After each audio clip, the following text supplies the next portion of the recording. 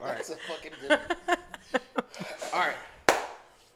And we are back, episode 75. We're going to figure out a title throughout. My first suggestion would be Blocked by Kendrick. We'll figure it out later. But to my left, of course, how we start every show, co-host, co-creator, best friend, owner of the apartment, all-time quarterback. Scored 1,000. Just talk to him, Daniel. Go ahead. Yeah, hey, talk it up. Yeah. All right, hey, welcome back, welcome back. Y'all know what time it is, episode 75, The Show About Nothing. As you can see, actually, Tyrone is in the corner. You can't see him. That is the sister, our sister, the show sister, Charlene, and that is her best friend, my best friend, AZAYLA. AZAYLA is also on the spot. That's who we remember we be telling y'all when Charlene come on. That's his co-founder of the spot. Hey, man. You smell that in the air? Y'all smell that shit? You smell that? Y'all smell that in shit? The air? Do y'all smell that shit? Hey man, we got an amazing show for y'all. Chris is on the way. Unfortunately, with the braids actually too. So when y'all see him, is it the braids? It's the braids. With the braids in. You feel me? All right. So y'all know what time it is, bro. I don't have to mention what has happened in the world. Yeah. This past weekend, bro. 1v1 Rookie of the Year. 1v1 Rookie of the Year, and we got a new Michael Jordan / Kobe Bryant in the NBA. Wow. Right. But we'll focus on that next week, man, because y'all know what happened this weekend. One of the greatest rap weekends of my life. One of the greatest rap nights of my life. Period. Y'all know what the fuck happened, man. So first, before we start the conversation and break down all and give opinions, I just want to give a salute and I love you, a big heart pause to Kendrick and Drake for putting on this show. That shit was fucking amazing. They got a lot of people paid. A lot of content creators blew up. A lot of content creators got paid. And it is shout out to y'all for demonetizing these songs. Too. Facts. And it is a lot of passion right now behind hip hop and behind rap and the culture. And that's really important because for the past year and a half, 2 years, it's really been lacking. And I am still worried about not having the next best superstar. But as long as them two niggas is around and kind of J. Cole, and of course Pluto, we gonna be straight. So, a lot has happened. Everybody, let's start with a quick synopsis of how they feel after the weekend. Don't give too many opinions, don't give too much shit away. Ish, of course, I'm starting with you. How do you just feel after the weekend? LeBron after Game 7. Charlene, how do you Everybody say OV hoes. OV hoes. OV hoes. OV hoes. Now step this way. Step that way. All right, TB, the California resident, how do you feel? I'm really just happy it's over, bro. Honestly, this was a lot for me. Okay, I want to start. AZAYLA? Oh, I didn't even know she got the mic. My bad, y'all. Yeah, no, you're good. I'm here. Don't do that. Nah, shit really crazy though. I'm just like, damn, niggas want to talk about this shit every day, and I'm just like, I'm just like, hands up, fuck. Like, I don't know what to do. Okay. How do you feel? I feel amazing, dog. I feel like this beef went as almost as perfect as a beef could go. I will point out the mistake in a couple of minutes, but I think as far as beefs go, this is the greatest rap beef I've ever seen in my personal life. Yeah. I think the only two beefs that can compare to it is Nas and Hov, and So funny. Nas and Hov and Biggie and Pac, obviously, because they were also the two biggest at the time. So I do think those are the only two rap beats comparable. So I am just really just happy for the genre and happy for Kendrick to show niggas like he really is the boogeyman now. Stay in that title. Certified. So let's get straight into who do y'all think won? A clear sweep. Doc got it, man. He took it home. Charlene? I feel like there was a tie. Personally, like you wanna be here. I think there was a tie. I think that at some point, like you mean it. I think it was a tie. I think that there got to a point where, like them last couple of songs. Now, don't get me wrong. Not Like Us. Not what I can't. Not Like Us. Yes. Not Like Us was a bop. It was cool, Bop, but bop, I feel bop, like it was like really strong, and it was like, oh my God. And then it got to like, okay, these niggas just hate each other. They just gonna keep dropping songs. And I feel like at the end, it was definitely like a downward slope. So that's why I feel like it's a tie. If I'm looking at the songs, like even when you told us to rank the songs, I kind of got stuck because some of them songs don't deserve to be on there to me. So for me, at a point, it plateaued. And at the point where it plateaued for me, they were having a tie. Okay. Question: do you think it's burnt out, like Drake said? Do I think that Kendrick is burnt out? No, like the beef, like the Yes, idea. I think it was burnt out. No, I think that it was a lot. I think it was crazy. Like, I think that it was crazy. Okay. I was literally in the Publix parking lot, and, like, I just rolled down the window. It was, like, a guy pushing the carts, and I was like, Kendrick just dropped again. And he was like, what? Like, he was like, what? My mom was like, how do you even know he listened? I was like, Mom, he listened. And he's like, where is it at? Where is it? Like, Right. everybody, but it got to a point where I was overwhelmed. Yeah. Like that night after when he dropped Meet the Grams, I was like, this is a lot. Like it became a lot for me, and I was just like, it's time for me to just like. I 1000% agree. It was a lot. It was a whole lot. And they kept dropping songs. I don't agree about the burnt out part, but I definitely felt overstimulated for a second. Like especially like. It was so fast. Well, I will answer the question, Kendrick for short for us with that nigga, but. Especially from my point of view and Daniel's too, like, I've been waiting 10 years for these niggas to for real go at it. Like, since I was in middle school, damn near, niggas have been waiting for Since Drake. the Control freestyle. Since the Control freestyle. Niggas Tyrone, you want to recite it real quick? I hate y'all. Wrong song. Listen, My fault, Ish. I just told everybody not to No, the 2014 BET Cypher, like, literally since I was a kid, I've been waiting on these niggas to get active. And it was 5 diss songs in like 50 hours that year. That's nuts, dude. And it, and especially, I guess, as we're going to talk about the because you mentioned the songs, and of course we're going to rank them. But aside from a couple songs that I personally disliked a little, like I disliked a couple of the songs, but I'll say 5 or 6 of them I'm gonna listen to for the rest of my life. No funny shit. Like, all right, 5 or 6 of them are top tier Kendrick, top tier Drake. No matter if you're on Drake's side or if you're on Kendrick's side, they shit is ringing off. It was only 1 or 2 times where I was like, man, you really didn't put your best foot forward type shit. I was running around since Friday night. So me and Taylor had a date planned Friday night. Shit was supposed to be popping. We were supposed to be going. We were supposed to be popping. You know what I mean? Having a good time, watching the movie and whatnot. Yeah. Beyonce in the background, Keith Sweat playing type shit. Yeah. Nice. Slum. Look, y'all. Look. Yo, Aubrey Graham posted that link to Family Matters. I looked at Taylor. I said, Taylor just dropped. I said Drake just dropped. She said, oh no. It's like being married to a superhero. She heard some shit blow up. Where's my Duh. I said, like a switch went off, and I just started yelling. This what this rap shit about. This what we do. And she's right there. She can tell you I'm telling the truth. I'm running through the house with my shirt off, yelling. I haven't heard the song yet. I have not heard the song. So funny. I play the song, and more yelling ensues. I don't even get to the second beat. I started over. I just started yelling again. I listen to the song. I listen to it again. Tyrone calls me. Tyrone calls me. We talk about the song. Yo, this nigga crazy. This nigga crazy. He was like, all right, bro, I'm finna listen to it again. I said, bet. Call me back. No, the Buried Alive intro that's on Drake's Instagram. Yeah. I called him, and I told him, listen to that. He hung up. I called that nigga back 3 minutes later. My nigga Kendrick just dropped. He said, Daniel, what? I said, nigga, Kendrick just dropped. He said, what? And I hung up the phone. And then I went to listen to Meet the Grams. And then I got really fucking sad. Yeah. What the fuck was that, Kendrick? Yeah.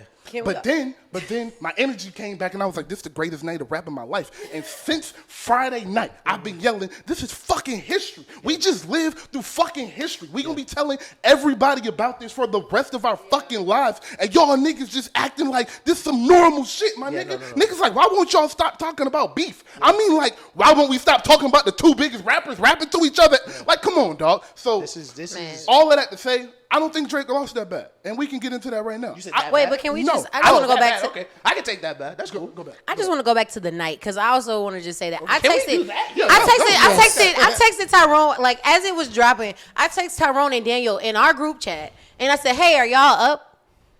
No response. They both texted me separately about the diss tracks. They like I'm half asleep. And they like, no, Kendrick just dropped, Drake just dropped. I'm like, I'm listening to both of them at the same time, trying to understand what's going on. Neither one of them can text me back But we are still some way having a conversation about this. Then you text me about it. It's like midnight. And I'm just like, what the hell is going on? Damn. Like, there's nothing that will ever compare. I feel like will ever compare to that moment on that night. Like when Kendrick dropped, and we just talked about that. When Kendrick dropped, it was crazy. But then like all of this happening, niggas couldn't even listen to Drake before. Like, if you wasn't on social media, it was 11 o'clock at night, bro. If you wasn't awake. And you got that shit on the back end. It's like, what do you mean? Like, you woke up and like all of this. And hadn't Kendrick dropped again by the morning? He had dropped 2 songs by the morning. It was the next day and like, Too bang. Okay. But so my experience, I ain't really told nobody what I was doing. So I was playing in this pro-am tournament, and literally as soon as the game started, my homie hit me. He said, "Yo, Drake just dropped." I'm talking like bread on the game. Like it's money on this game. Like the game started, I'm not moving. Niggas, I'm wearing the mic. Niggas, it's what the fuck? Like niggas going off on me. Like niggas mad as shit that I'm like, fam, Drake just dropped. Like I got 2 monitors. I'm like, I'm trying to find the video. I'm like, it's a video. I'm trying to find that shit. He got the words on the stream. I'm trying to read the words and play. About halfway through it, I was like, fam, I'm not playing. Fuck that shit. I just left, right? They was like, all right, we gonna play later. I said, all right, cool. I get up to play the second game. As soon as the second game started. They say, all right, we gonna run it back. As soon as the second game start. He said, yo, Kendrick just dropped. I said, there's no fucking way. Yo, I'm like, Kendrick dropped what? Like, I know my nigga don't get to tweeting. This nigga just dropped a song. Like, I know he ain't getting the IG. Like, we finna get it. Bro, I get on YouTube. It's already there. Yeah. Like, it's already, it's so weird. Like, it felt like it was always there type shit. And I just never noticed. Like how you upload it. Like, like, bro, we upload shit to YouTube. It's never that fast. It's never that fast. Never. I swear to God it's not. I've never Everything I love. And so, for me, I'm damn near listening to him kind of at the same time. Because I listened to Drake shit while I was playing, so I really didn't hear it. Then Kendrick, so I was like, all right, I left. I said, fuck it, niggas gonna be mad. I put the Drake shit on. I'm watching the video. I had to chat. I said, Dave Free did what? I said, Dave Free did what? And I'm a TD nigga, so I know who Dave Free is. A lot of people don't know. For me, that shit was like, what the fuck? Like, I was like, oh, this is the nuke. I said, okay.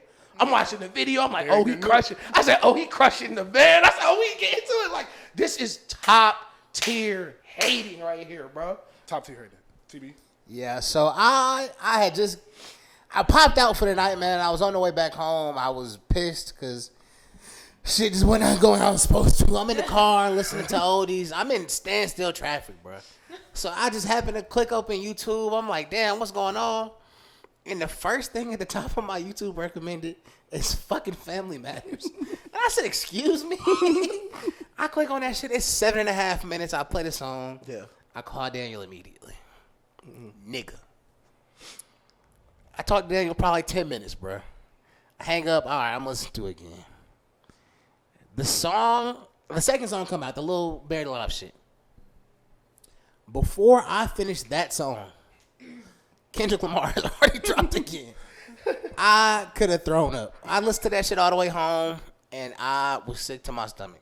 I have never been so hurt for anybody else in my whole life. Yeah, so I'm glad you mentioned that. And Chris just got here, so we can actually get Chris to AZAYLA. This nigga gonna clock out. Taylor, give him the Wi-Fi. But Tyrone, I'm looking at our messages, and you're like, Charlene, what the fuck? And I was like, what? You're like, this is war. Like, I was astonished. Friday, I had went to go get hot pot, and I was chilling. I was full as fuck. You I had a was J. at Cole home night. You was rubbing, just vibing. bro. I'm rubbing my feet together and shit. Like I'm chilling. Then my boyfriend was like, "Oh my god, babe, Drake just dropped." I was like, "No." I literally said no. Like I said, we're not listening to that shit. Like no, we're not listening to it. So we chilling. I'm trying to like scroll through social media, but it's popping up on my social media. So I'm like, fuck it. I'm just finna watch TV or something. He go to sleep. I get back on social media. I'm like,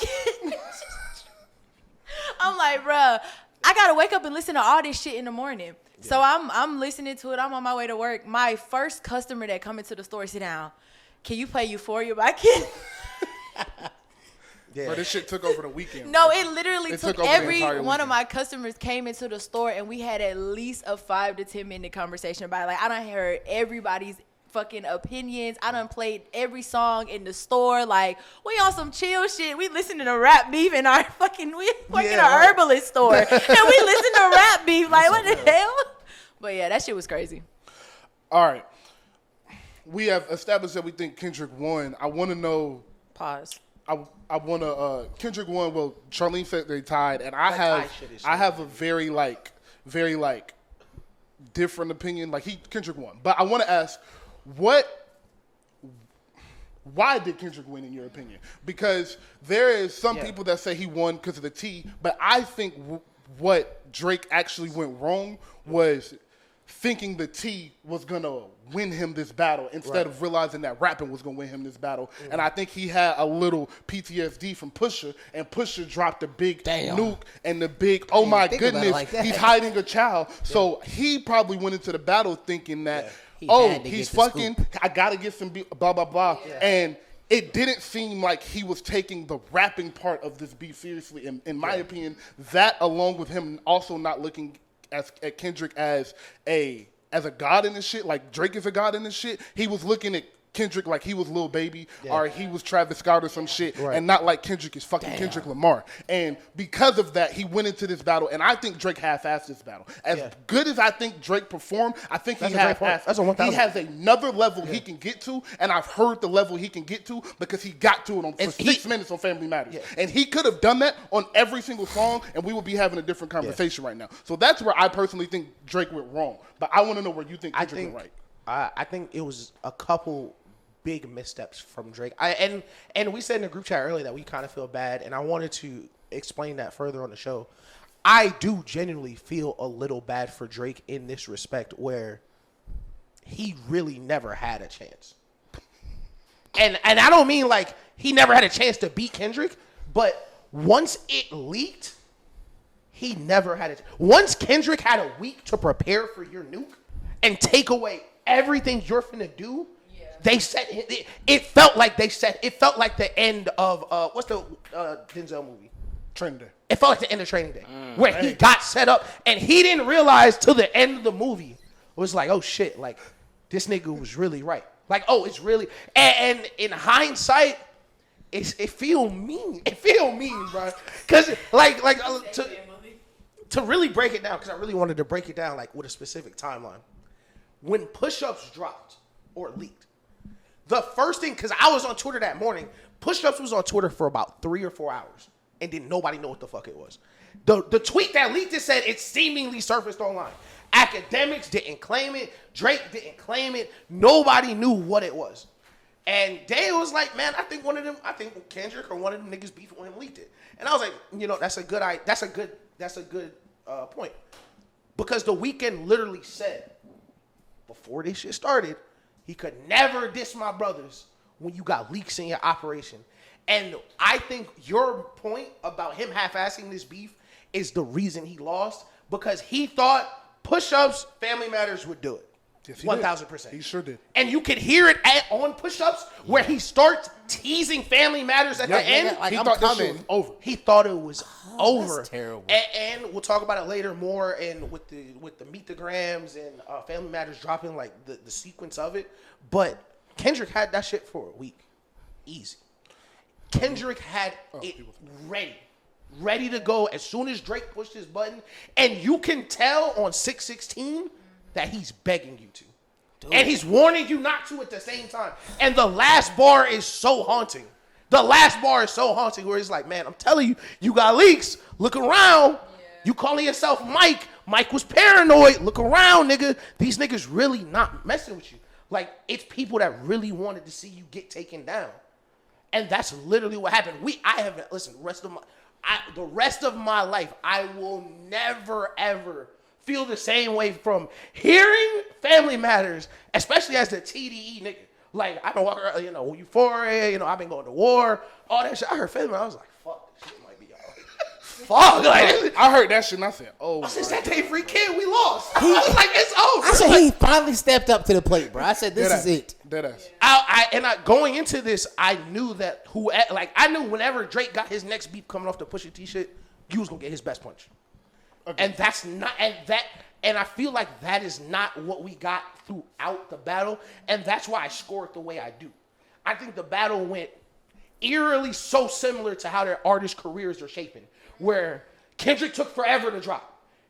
Drake was on IG trolling, Kendrick, please drop. He took forever, but once that shit started, you never wanted to hear him again.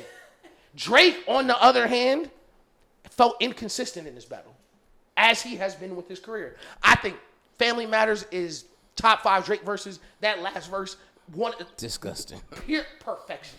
Perfection. That's what rap music is. But personally, like the Hard Part 6 and Tailor Made, I think he wins these beefs if those songs go differently. 1,000%. I want you to answer the question first. What do you think Drake did wrong, or what do you think Kendrick did right? And then I do want to respond to that. I saw a tweet and it was like, you can tell that the only thing that Drake really cares about is him falling out with Future. And I just don't think that he took it serious. Like, I can't even think of what song it was. I think that the last song, I think that it was just like, when he's just like, I'm too famous, I'm too this, I'm too, like, he was running out of stuff to say, like, but I think that that's how he feels. I feel like he's just like, it doesn't matter. At the end of the day, I'm Drake. Yes. Like, to me, that song was like, I'm Drake, and I don't care. Like, it doesn't matter. I'm still Drake. Like, because it doesn't, I mean, to him, it doesn't matter. To him, he's still going to be Drake. His fans still going to fuck with him. He's still going to be the biggest rapper of all time. And I feel like at that point, he was just like, why am I still doing this with you, Kendrick? You ain't, like, I'm the reason that you dropping shit. You haven't dropped nothing in a long time. What am I doing? Like, I feel like that was his humble bow out because he didn't have nothing else to say. Tyrone. That's just how I feel. I talked to Daniel. I told him this. I said Drake's biggest problem going into this was his ego because, like you just said, he felt so comfortable in the fact that I'm battle tested. Yeah. I whooped on Meek Mill. I went to war. Yeah. Pusha T stepped up. I didn't get the last laugh, but nigga, I was rapping. Hey, I gave him my Duppy style crazy. Duppy freestyle is nuts. Gave him my best shot. Nigga, like. So Drake came into this feeling like, I'm finna walk this nigga down. I got it. It's cool. It's easy. Yeah, like I've been waiting 10 years to walk you down. And then Euphoria came out. Yeah. And I think the energy switched. Yeah. I think something clicked for Drake where it was like, oh shit, we're fucking up, maybe. Yeah. But by that point, it was too late. AZAYLA. I feel similar also, especially on Family Matters. Like, I feel like Family Matters was, like, that was the point I was like, okay, I see you, Drake. I see you. And I had a little, like, okay, I see you, but, like, Kendrick gave his best foot forward every fucking song. And, like, I do agree with Tyrone. Like, Drake came into this with his ego, and you could even hear it when he repeat, like, his verses, like, shake that ass for Drake. Like, you're crazy. wasting space. It's crazy. Nigga, no. You're shake that ass, man. Like, and I understand that. I'm talking about my nigga, hey. And I get it, but, like, you're wasting space, buddy. You're running out of minutes. Like, you should have used something harder. Like, you should have put your best foot forward every time. But that's what I told y'all that Drake needed to do. When we talked about it at my house, I said Drake gonna have to double down on I'm Drake. And that's what he started to do. No, it didn't work. It didn't work, and it didn't work. But that's what that was my prediction. No, I'm gonna let Chris go, but that's where I disagree because he started playing defense. Drake don't never play defense. That's true. Drake is always offense. I'm the boy. I'm that nigga. I don't gotta explain none of that. He is explaining on the Hard Part 6. That's why it sound like a white flag. That's why it sound like the way it do because he don't sound like the boy at the end of the Hard Part 6. The beginning, he is talking that shit. Go ahead. So the question is, what did Kendrick do right or Drake do wrong? So I'm gonna agree with Tyrone too. I know y'all don't like when I talk about wrestling a lot, but there's a phrase in wrestling where they say, stop. No, listen, it's a short phrase. I'm gonna let you get it off because you went to God. WrestleMania. Oh my God. And the first thing you gotta do in wrestling is fucking crazy. Oh my God. That's crazy. Are you ready now? His first. Are you ready now? Wait, before you start, how long you been wrestling? No, like I watch it like religiously. Like he loves it. I thought you I'm gonna let him get off. All right, so anyway, there's a phrase in wrestling where they're like, and then the bell rings. Okay. So That's a boxing phrase. That's a boxing They use it in both. They use it in both. So Did you say John McMahon? yeah, and then the bell rings. Like Tyrone said, like It's Drake's ego, but then the bell rings. Like, then you gotta realize you in there with Kendrick Lamar, nigga. You can't do what you did with Meek Mill. Like, Lord, you can't bully him like you did Meek Mill. You can't bully him like you did Tory Lanez or you did Common. Like, you really gotta rap. I mean, really though, like.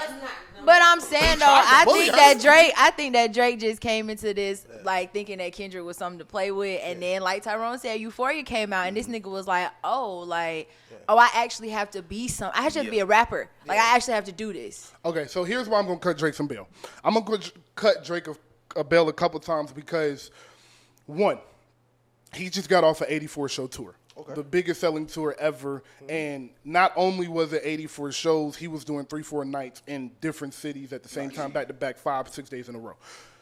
That takes a lot out of you. Mm-hmm. I also cut him some slack because whether y'all want to talk about it or not, act like he didn't have to or shouldn't have. He was going against 7 different niggas. And he wasn't just going against some regular niggas. He was going against the best rappers on earth. Rick Ross is one of the greatest rappers that has ever lived. Jeez. Future is one of the best rappers that has ever lived. And Future Kendrick really is one of the best rappers that's ever lived. Who else are we talking about? ASAP Rocky is Rihanna's one of the best rappers to ever ASAP Rocky made testing. Let's not. Metro, the best producer Rihanna's in the game boyfriend. Right now.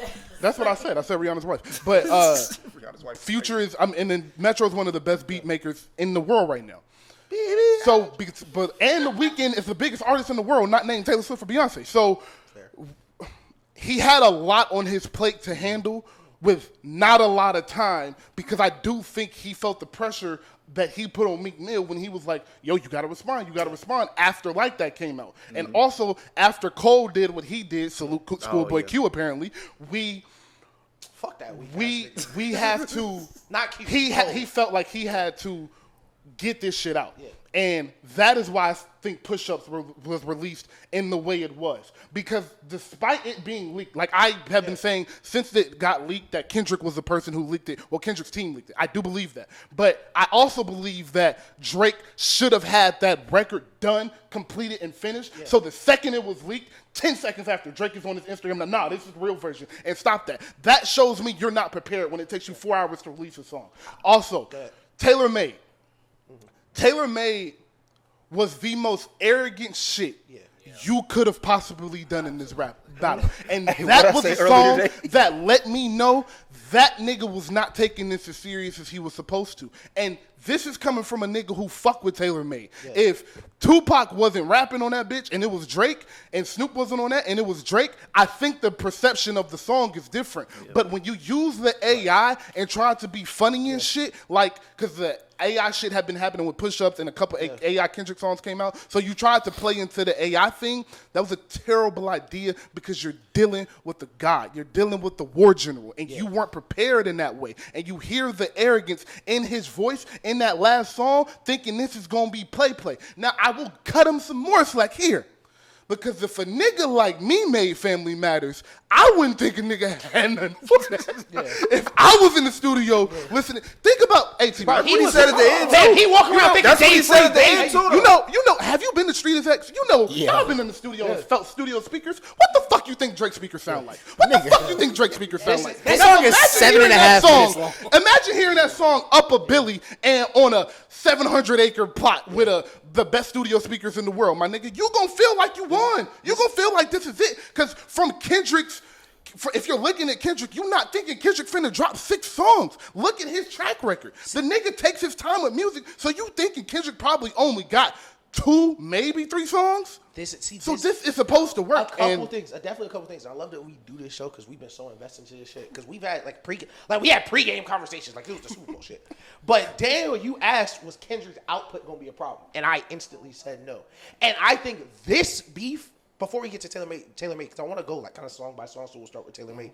But this beef proved what I thought and what is the general consensus for hip hop niggas, that Kendrick penned better than Drake's. Oh, yeah. And not only is not just Kendrick penned better than Drake's, but I think Drake need time to make music too. Yeah. I think Drake just has more help. Whatever we want to think about the ghostwriters, the writing, Drake is a pop star, big enough artist. Niggas get songs wrote for them all the time. Yeah, for sure. Kendrick does not go that route. And when you writing all your music all the time and all the concepts, it's gonna take some more years. That's why I wasn't worried about Kendrick outputting this beef, cause like this is just rap shit. And Drake, while he thought he was battle tested, Drake has never been through a real war. No. Pusha T, it was 2 songs over.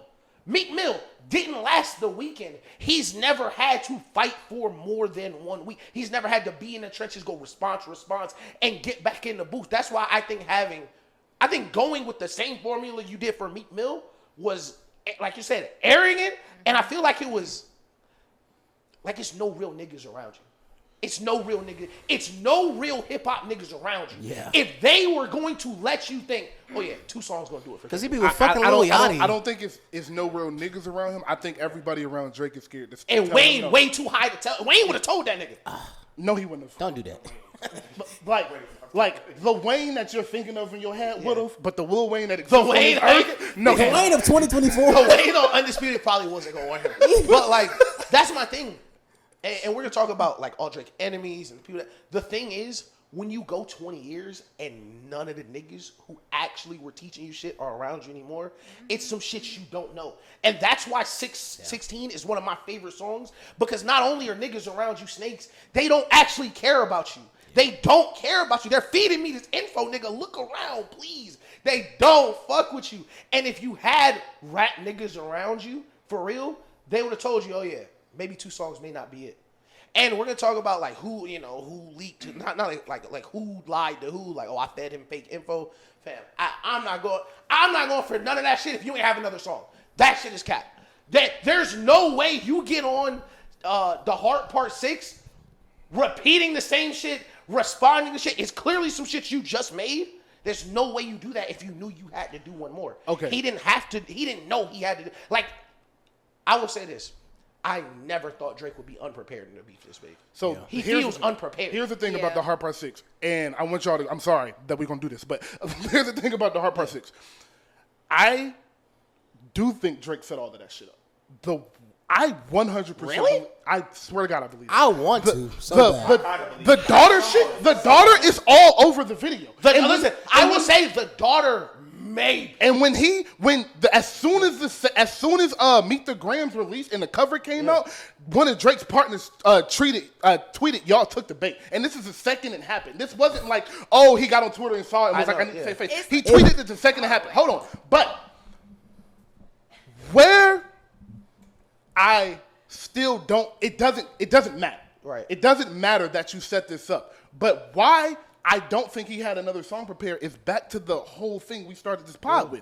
His arrogance. Yeah. He thought the second this happened, he could get on Twitter and his fans would be enough to explain what happened, because the fans and Twitter and social media is the one driving the conversation forward and saying, yo, no, look at this, look at this, look at this. And Drake thought he was Drake and thought everybody would put the story together for him. And because that didn't happen like it went, it looked botched because it was. This is what I think happened. Oh, go ahead. No, I was gonna say, like, and I forgot which one it was, but Kendrick Lamar literally said that. He was like, you want everybody to like put this story together and paint this story, but that's not what's happening. Like, he literally said that. But also to the point of you saying like them taking the bait, I think even with the whole you taking the bait, Kendrick's point is like, yeah, but nobody around you really gives a fuck about you. They gave me the bait. Like, I had bait before this. I have real bait. I got all of it. This is my thing with the bait. And listen, I will go to that nigga is 1,000% lying, and let me explain to you right now.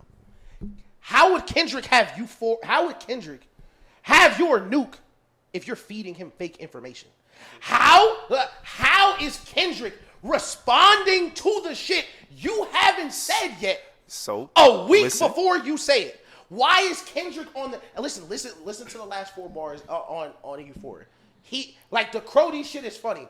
He's literally telling him, we can get deep in the family, Crody. Your song's called Family Matters. Why does he have a song called Meet the Grams about your families ready? And lastly, it's a bad plan. Your album rollout is pregnant women as the cover. Your whole brand is fucking bitches randomly. You are the sutter. Like, why would your master plan be, I'm going to tell that nigga I did something everyone hates me for already? Why would his master plan be, oh yeah, I'ma trick these niggas into thinking I did some shit I already did? So I will say I don't necessarily believe Kendrick had family matters. And I only say that because I listened to Euphoria on the way here just to make sure. Okay. Because I knew he was going to talk about this. And I jotted it down. Yes. So contrary to popular belief, I don't think he had it because Drake starts Family Matters by saying, you mentioned my son. Yeah. And I deal with his dad. Kendrick alluded in Euphoria to Drake being a deadbeat dad. Right. Hence, like when he says that and when Drake mentions it again in Family Matters, I think that's why he said, like, you got to deal with his dad. Now, as far as Kendrick goes, what I think happened. Wait, what do you mean? So in Family Matters, Drake mentions the fact, like, that the first start, you mentioned his son not to deal with his dad. And then the second part in there, it's like, you worry about, you know, what I'm saying, but like, fucking, I'm gonna say it, something like that. Yeah, no. I got so you. Yeah. I think Kendrick always had Meet the Grams not because he had Family Matters, but because he said, all right, I'm gonna warn him in Euphoria, and I'm gonna give this nigga a chance not to say shit else about my family. And if the next thing he drop, he take it there, boom, I'm gonna drop it. No, you're completely right. But the thing is, I don't think Family Matters was like, the Family Matters we got is not the Family Matters that he did when he was making push-ups. The last verse on Family Matters, I think, was definitely new. And for sure, there are parts in there where he's responding to shit on Euphoria. But the song Family Matters, 1,000%, like, a lot of that shit needed to be done. You saying, like, you feel like Kendrick had the subject, not necessarily the song, but maybe he had the subject matter? I think he 1,000% had the Day Free shit and all the family shit. Because you got to remember, even before Drake dropped the nuke, Joe Budden and them, they were talking about the nuke for a weekend. They were talking about the nuke before it dropped. But they were only talking about the push. Well, they weren't talking about push. They were talking about push. They were not talking about. No, I watched the show. So it's two. Okay, so they was talking about two separate things. Because somebody was like Rory and Mal was talking about push-ups at one point. They were talking about no. They were talking about the song right before it dropped. The drop. They were talking. They said on the show that wasn't the nuke. They had heard the nuke. Okay. Niggas knew the nuke was coming, and it's so many references in Family. Like, why would Drake, like just because I don't want to like do this for like 20, 30 minutes, but Kendrick, pause. Why would Kendrick bring up Drake leaking his meat on his response if Drake didn't really just bring it up in the song before? Why would Kendrick say? Look. Kendrick said, "Fubu had never been your collection." What is he wearing in the video? In the cover art of the jewelry, that's the ring, the bar. I heard Tupac got you a ring. In the Family Matters video, when he says you called Tupac a state, the ring is sitting on the table. In 616, he said before the ring is no information. The ring's not really new information though. Okay, he had the ring since like before the Travis album, I think. All right, how about this one? At the end of 616, he said, before you he said, you figure you're not alone, some shit like that. Mm-hmm. It's a Michael Jackson figure at the end of the video. The new Ho King shit? You think Kendrick just be in Canada? Like, there's so many things that he's literally begging him, like, the Ozempic bar. Why would you send Kendrick an Ozempic prescription with your name on it after making fun of Rick Ross for having Ozempic? Why? It's so many questions that don't make sense. It's a Maybach hearse in the Family Matters video. Why is there a Maybach glove in the cover, Kendrick? I can see both sides. Drake explained all of that. No, and that's kind of. I can see both sides of it. Because some of that stuff you're mentioning, it can also be argued. Bro, it can just be normal. The song Meet the Grams. Hold on. The song Meet the Grams does not give me like he knew about Family Matters. Yeah. That was the angle he was and it's only because I listened to Euphoria again. Was that Drake wasn't a real nigga. He was a culture vulture. I can understand. And all of that. That doesn't give me, he heard Family Matters. But that's my point. You can't just look at it as Meet the Grams. If you look at it as Euphoria and Meet the Grams, it's too many coincidences. I'm not a coincidence nigga. When the beef starts and niggas said your shit are leaking, don't diss nobody, and then your first diss leaks before you have a chance to finish it, and then the second you drop your nuke after spending all day promoting it, you were telling streamers stay online, niggas was texting pictures, you was dropping captions. 10 minutes later, the nigga dropped directly responding to you. That wasn't a direct response. That was a war tactic. I really think it's what I was telling you, where it's like, he was like, if you gonna take it there, y'all I'm be gonna talking keep over each going. other. Like, I really think that's what Meet it the Grams was not a response to Family Matters. It to me, when I listened to it, I was like, bro, why didn't he address? Like, to me, it did not sound like a direct response to Family Matters. does not. Meet the Grams was not a direct response to Family Matters. This is my response. Everybody's like, why Kendrick doesn't deny it? He spends the last 8 bars of Family Matters calling him a liar. Every single bar is him calling him a liar. He's directly calling him a liar. But he didn't deny anything because he had dropped that before. Listen, though. Because push-ups is the first time Whitney was mentioned. He could also be calling Drake a liar because of push-ups. No, I think he mentioned Whitney before. No, push-ups is the first time he mentions Houston, Whitney. Texas for the. Okay, go ahead. No. I don't think that was. Yeah. Like, push-ups is the first time he mentions Whitney. So he could easily be calling him a liar for that. That's what I'm saying. Of what? Because you're saying, like, you're implying that his wife cheated on him. He could be calling you a liar. He didn't. No, that's the thing. he could just be saying he's lying. And Meet the Grams, he said, why would you do that to Decent discredit some good people? Plural. Dave Free, his wife, aunts, all the people that he's talking. Like, the song is called Family Matters. And Kendrick is dissecting his family. It is literally a direct response to you pointing at my family. Saying, all right. Again, from the start It was of all the about battle, families. it was all about It was Drake, all his about upbringing, families. his culture, and his family. Him attacking his family in He's that calling way him a Debbie is Dad not in the first some song. crazy, like, oh, he had the leak. Where I do think you're right is that I do think he had some information on him that he was going to use this and this and this. But I also think Drake had some information on Kendrick that he was going to say this and this. So Meet the Grams was ready to go. Okay, and so then Drake dropped, and it was like, okay, let me just go ahead and That's let what me I- shake him I up. think Let me it's a war shake him tactic. up. Because I think he knew. I think Family Matters was so hard that if Kendrick would have let that breathe for 24 hours, the conversation around this Yeah, battle I was was. different. That was The about to fact be that a he follow-up. stepped on it About so it fast. is- Like, if changes they, the wait, if they hold drop on, in reverse, does it feel differently to y'all? Like, if Meet the Grams drops and then Drake just says, all right, fuck you, I'm dropping Listen, this. I will take it a point further. If those two songs drop in any other way, Drake wins the battle.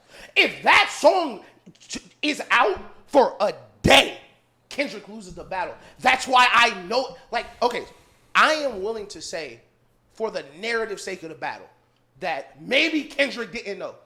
Why did he drop 616 warning him? Why did he drop 616? The morning you're supposed to release. The morning of your nuke. Nobody thought Drake was going to drop. Academics didn't know Drake was going to drop. Academics was at a concert. Drake told that nigga to go home because I'm going to drop. How does Kendrick know? You talking about Meet How the does Grams? Kendrick know? No, on 616. No, 616 dropped on Tuesday, didn't it? Drake didn't drop That was the anything. same. Those were all the same. No. No, 616 was on Tuesday, bro. 16 had to be Like during the week. Yeah, I like don't during the even- week. the No, day that song Drake came out in the together. morning. Yeah, Tuesday but it was wasn't your- on. No, Tuesday was- Meet the Grams and Family Matters was on Friday. Yeah, it might have been Tuesday was Euphoria. And then 2 days later was was 616. 616. Yeah, and Family Matters dropped on Friday, and then Meet the Grams dropped. No, they all dropped this. That's what I'm telling you. They all listen. Euphoria dropped Yes, 2 days later, 616. and then later in the day. No. You So get it mixed 16 up. was a whole day. It was 16 was a Yeah, whole day. 16 was the Thursday. Drake dropped his Family Matters on Friday, and I like think what I'm was pretty it, sure 20 It was, minutes. it was at like No, 9. it wasn't. He did not drop that on I'm Friday. telling This you. is right. I'll This tell is you. right. Yes, he did. It was the was same. not. No, 'Cause 616 came out in that morning. 616 came out that same. It was 3 disses in one day. That's terrifying. He dropped 3 disses in one day. That's what I'm saying. I am fine saying it's a coincidence. Somebody's got to connect some dots for me. That Okay. nigga's not gonna wake up at 9 a.m. and dish you. And the first verse of 616 is nothing about the beat. It's nothing about the beat. No. So this is my question. Right. If these things are true, if Right. Kendrick is moving if Kendrick is not moving based off of these alleged fake leaks, Right. then why does he have Meet the Grams ready to go based off of what he thought he heard of Family Matters? Because if he's battling and he's not hearing all this information, then why would his play be, I'm going to have this song ready for this song that Drake may or may not drop? So that's the thing. I believe Kendrick and that camp had a leak in OVO like they've been saying the whole time. I think Drake, one, didn't believe it because he's arrogant. Second, didn't care because he thought Family Matters was so good. That's why he still dropped the song. And listen, there is no explanation for you not to be ready after your nuke gets stepped on.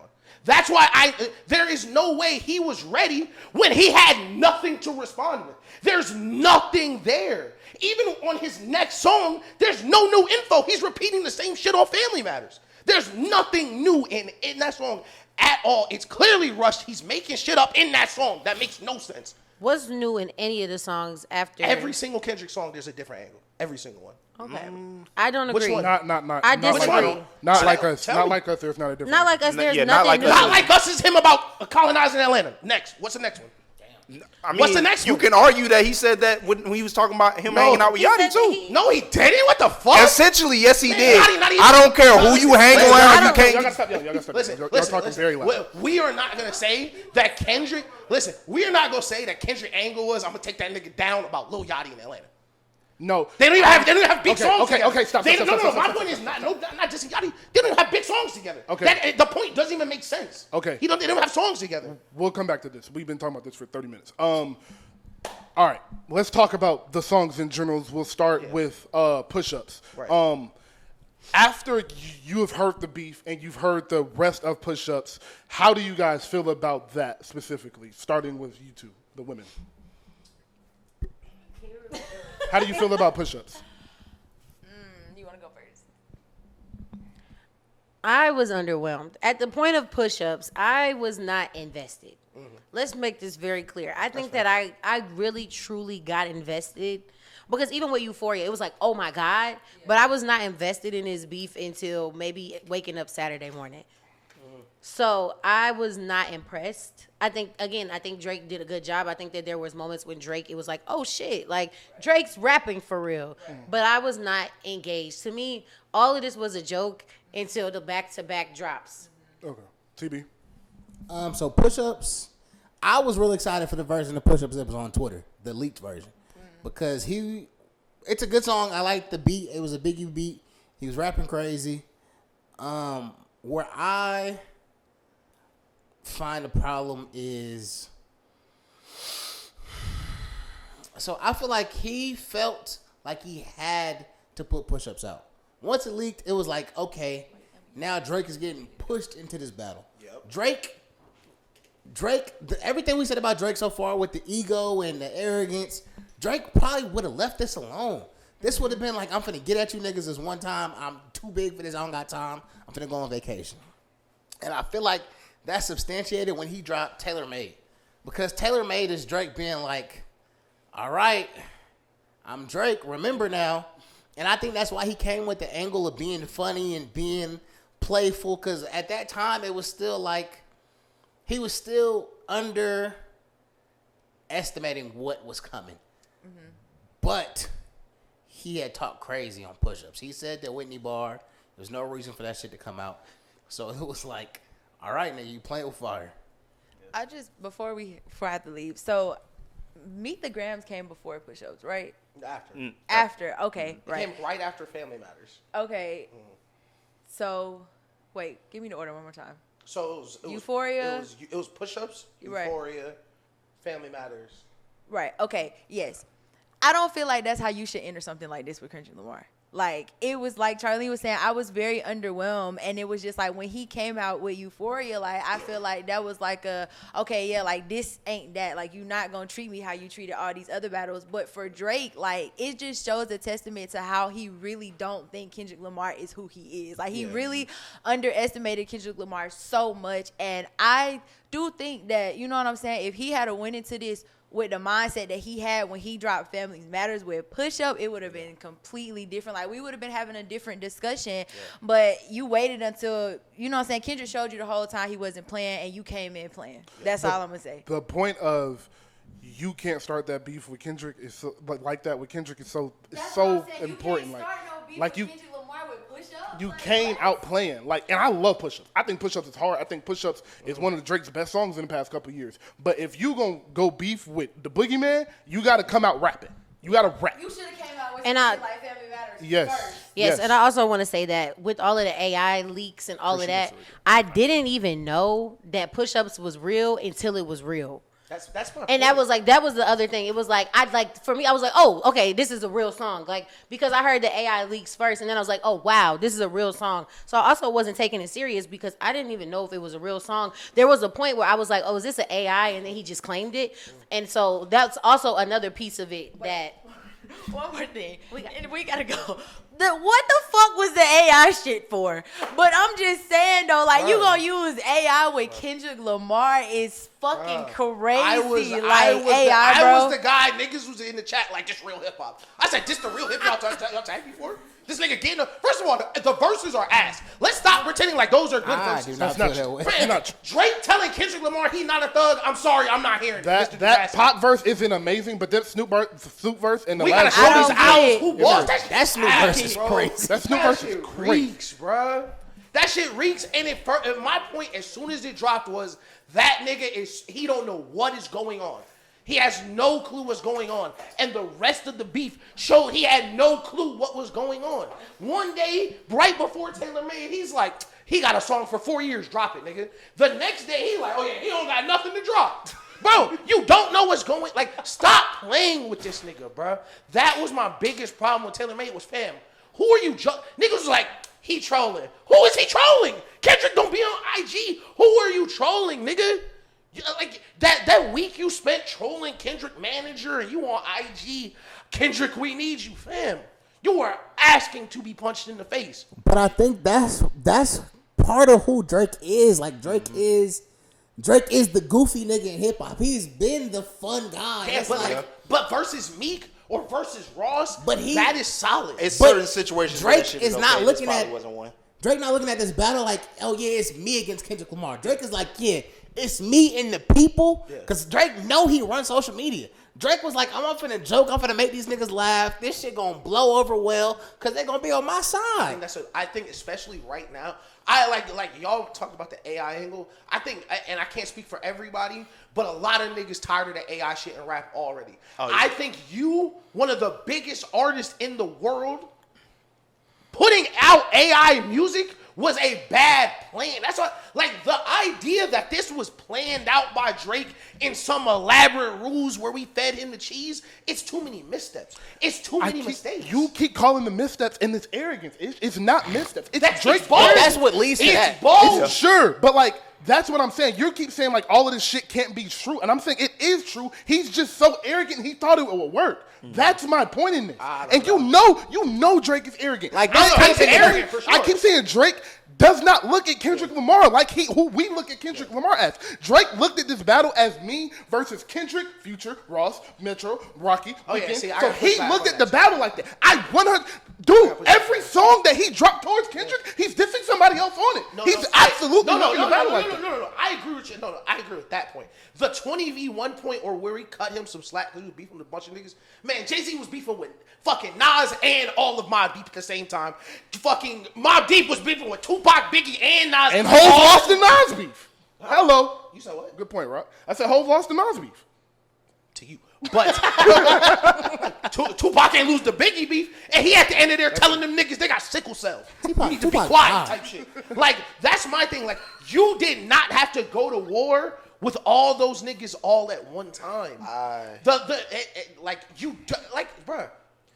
What does it hurt to wait a week? That was so stupid to me, bro. I think where Drake went wrong, really, and I've been holding this point in all day, and I really want to know y'all thoughts on this. All right, so push-ups. All right, we can say he dropped push-ups. He thought it would be cool. Boom, boom, boom. We'll leave that out of the way. We'll leave that out for whatever. Family Matters. What I think he should have done was make that a pack. That middle beat should have been a separate song. So it's like I'm Scary Hours 4 or whatever the fuck, and the first song is me dissing the regular niggas, and then the second half is all for Kendrick. And again, agree. I think your point was amazing. If you had some real niggas around you, some niggas who have been through some rap beef wars and some shit coaching you on this, I think they would have made that plan. I won't cap. That is an amazing. I was like, bro, a three-part pack bro, is crazy. And then add another song at the end. And then what you really do, if you really say the Heart Part 6, for the sake of the conversation, say the Heart Part 6 was 75% done. Yeah. That shit was going to happen like that. The second Meet the Grams comes out, Drop it. One more. That's Now we got a 3-pack. That's I my just point. think Drake, war-wise, like as a war general, failed. didn't have the As a mindset. war general, he failed. I 1000% agree, and like that's why we're gonna talk about the hard part. The ladies we can get some real nigga rap shit for real. Like Yeah, the let's do hard it. part 6, like when it first dropped, I said this nigga's waving the white flag, and niggas call me crazy. Man, you know what that shit sound like? It sound like a nigga who had 2 songs, Drake. And you know what it sound like? It's a nigga who's oh shit, this nigga really got 10 songs. That's what that shit sounds like. So listen, I swear to God, I think that shit scared Drake. Keep on that song and said, how many songs do I got? 1, 2, 3, 4, 5 plus 5. Whoa. 10? Bro. Nigga, 10? And I got to fight the Turks in a week. Imagine we 5 in already. Bro. I'm exhausted, nigga. I just got off tour. Fam, I'm Funny because fighting like for I don't my even know fucking where else. life. I don't know where else you go after Who that. else comes in at this point? It's 5 more songs. I don't You know where else who Kendrick is was gonna be go on after the that, and I bitches. think that's where that shit gets dark. Nigga, what the beat sound like? It's a lot to worry about, bro. The nigga was on the song "Coppin' Please" like Big Bro. Please, bro. That's how He niggas said- look he when you said, bro, on pipe. Fam. And that is why, like, I know you said we'll look at it differently. Fam, him saying you could drop 100 times and it wouldn't matter will live in my head for the rest of my life. And this is why. Because you spent all fucking week asking for me to drop. You spent all week begging for me to Hey, come Tyrone. outside. He said you got this shit burnt out. Tyrone, what I tell you earlier today? I said, nah. This time you following through is the death note, my Why do nigga. they say that, dude? I'm like, what? Cause swear to God, when he said that shit on the song, I said, "Oh yeah." Nah, when Kendrick I said, said- "That's it, Drake." I said, "Get on his ass." I knew that shit was 'Cause now up you when cornering him, Kendrick Drake. was talking about like my homeboy told me. I said, you know, I "Drake, didn't you point to gotta Drake. make him Yeah, rap. like- He's gotta be scared of you, Drake." Gotta be Fam, scared of you. it's like the tailor-made freestyle for me will go down as like The biggest mistake. fam, tailor-made freestyle and the heart. Let me ask you this. I would have rather him not said a word than say the hard part 6 and come out with no funny shit. I would have rather a OVO statement. We don't fuck with Baca. I'm not a predator. This beef is like this beef is getting weird. We not into this. I'm not gonna get us no more energy. he could've Then kept that you shit from me. backpedaling on the hard part 6. I disagree. So here's I the thing. disagree too. Here's the thing. And I was explaining this to Javante actually a couple days ago. After we have hindsight is 2020, of course. When Not Like Us dropped, the energy around the rap community was, oh my fucking It's over. God. It's over. But here's the thing. The Drake fans were feeling that. That's where everything was wrong. He's feeling it. He said it in the That's song. That's where everything was fucking up. Was Drake can hang his hat if, a couple, 75% of my fan base thinks I won the battle, 10% thinks I tied, Cause the other 15%. Drake know you gonna rap. You You're feel me? Kendrick Lamar. You're the rappity rap nigga. So Kendrick Lamar came out with a fucking smash. So on his own. So now it's like, oh shit, like I gotta. What the fuck? Now the whole world running around saying, "OVO, certified love boy, certified pedophile." Like A minor. Fam, the DJ is leaning into the mic, screaming that shit at brunch. It looked like a Boondocks. In front of the hoes. My nigga. It looks like a Boondocks nigga. episode, bro. So what I was. So They playing that shit at they calling you a creep at Dodger games, nigga. TNT Fam, is that cutting shit's- to commercial. Yo. TNT cut to commercial. I'm In a watching the game. playoff game. They said A minor. And you know what I seen? And you know what I seen last night? You know Drake watching basketball too, bro. Like, And here's the thing, not with the speakers on. You got some women around. He don't need the speakers. They to on listen to TNT. them. They on TNT playing. I think that comment should go be yo. Let's not, nigga. Like they on TV playing this shit. So where I'm going is your point. Imagine Not Like Us ringing off all summer and Drake never said anything. Okay. He never said anything, or he did what you did, and OVO puts out a statement, and that's his last response in this battle with Kendrick Lamar. What Drake did with that was, all right, enough of my fans are gonna believe me, so on Twitter and the malls of the world will argue that everything I'm saying is the fucking truth. Right. Because if we had a real OVO nigga, we would still be arguing about that shit right now. Shout out to this nigga Steve-O in Grace group chat. Me and this nigga Steve-O been arguing for days, but this is why I disagree. Hold on. Real quick. And my point was going to the energy after Not Like Us was so strong and so monumental that if Drake doesn't go down fighting, doesn't come out with the final swing for the rest of your life, he is a hoe, dog. That nigga looks like a bitch, bro. See, that's the and that's the thing. Yeah. You can't look like a bitch. You can't have to it your to where, fans, at least. To your fans. That's what I'm talking to. Okay. I don't care about the majority. The majority, after Not Like Us, this shit was over nothing Drake to say. But his fans was still like, Drake, come on. You can still fight back. We need you. His fans was looking at him like, nigga, you a bitch. So after he drops the Heart Part 6, responds a couple things to Kendrick says, doubles down on the shit he had about his wife and Dave Free, and then responds to no, I'm not. I never fucked underage girls. He responds. He says, yo, I'm over this shit because I'm too big for this shit. Yeah. My nigga, that gave his fans enough ammunition to have the argument and side with him. And that is why he did that. And then I 100% want to agree with that. This is why my 2 points. These are my 2 points why I 1,000% disagree. First of all, you're playing with fire. Because listen, we can say what we want. We know Kendrick paranoid. And if in a week, niggas are in Maul and these niggas are still acting like this beef is still going, because I've seen several breakdowns and every single one thinks this beef is still going. Very few shows are saying this beef is over. Mallory Bros, Button Pie, niggas think it's more coming. If in a week Kendrick hit another button on you, bruh, because you didn't want to shut the fuck up, it's just gonna get worse. And lastly, about the Drake fans, this is why I, especially as a nigga who like Drake, really wish he didn't do it, was because you're turning them into Meek Mill fans. You're turning them into them niggas we used to laugh at, and that was my point this morning.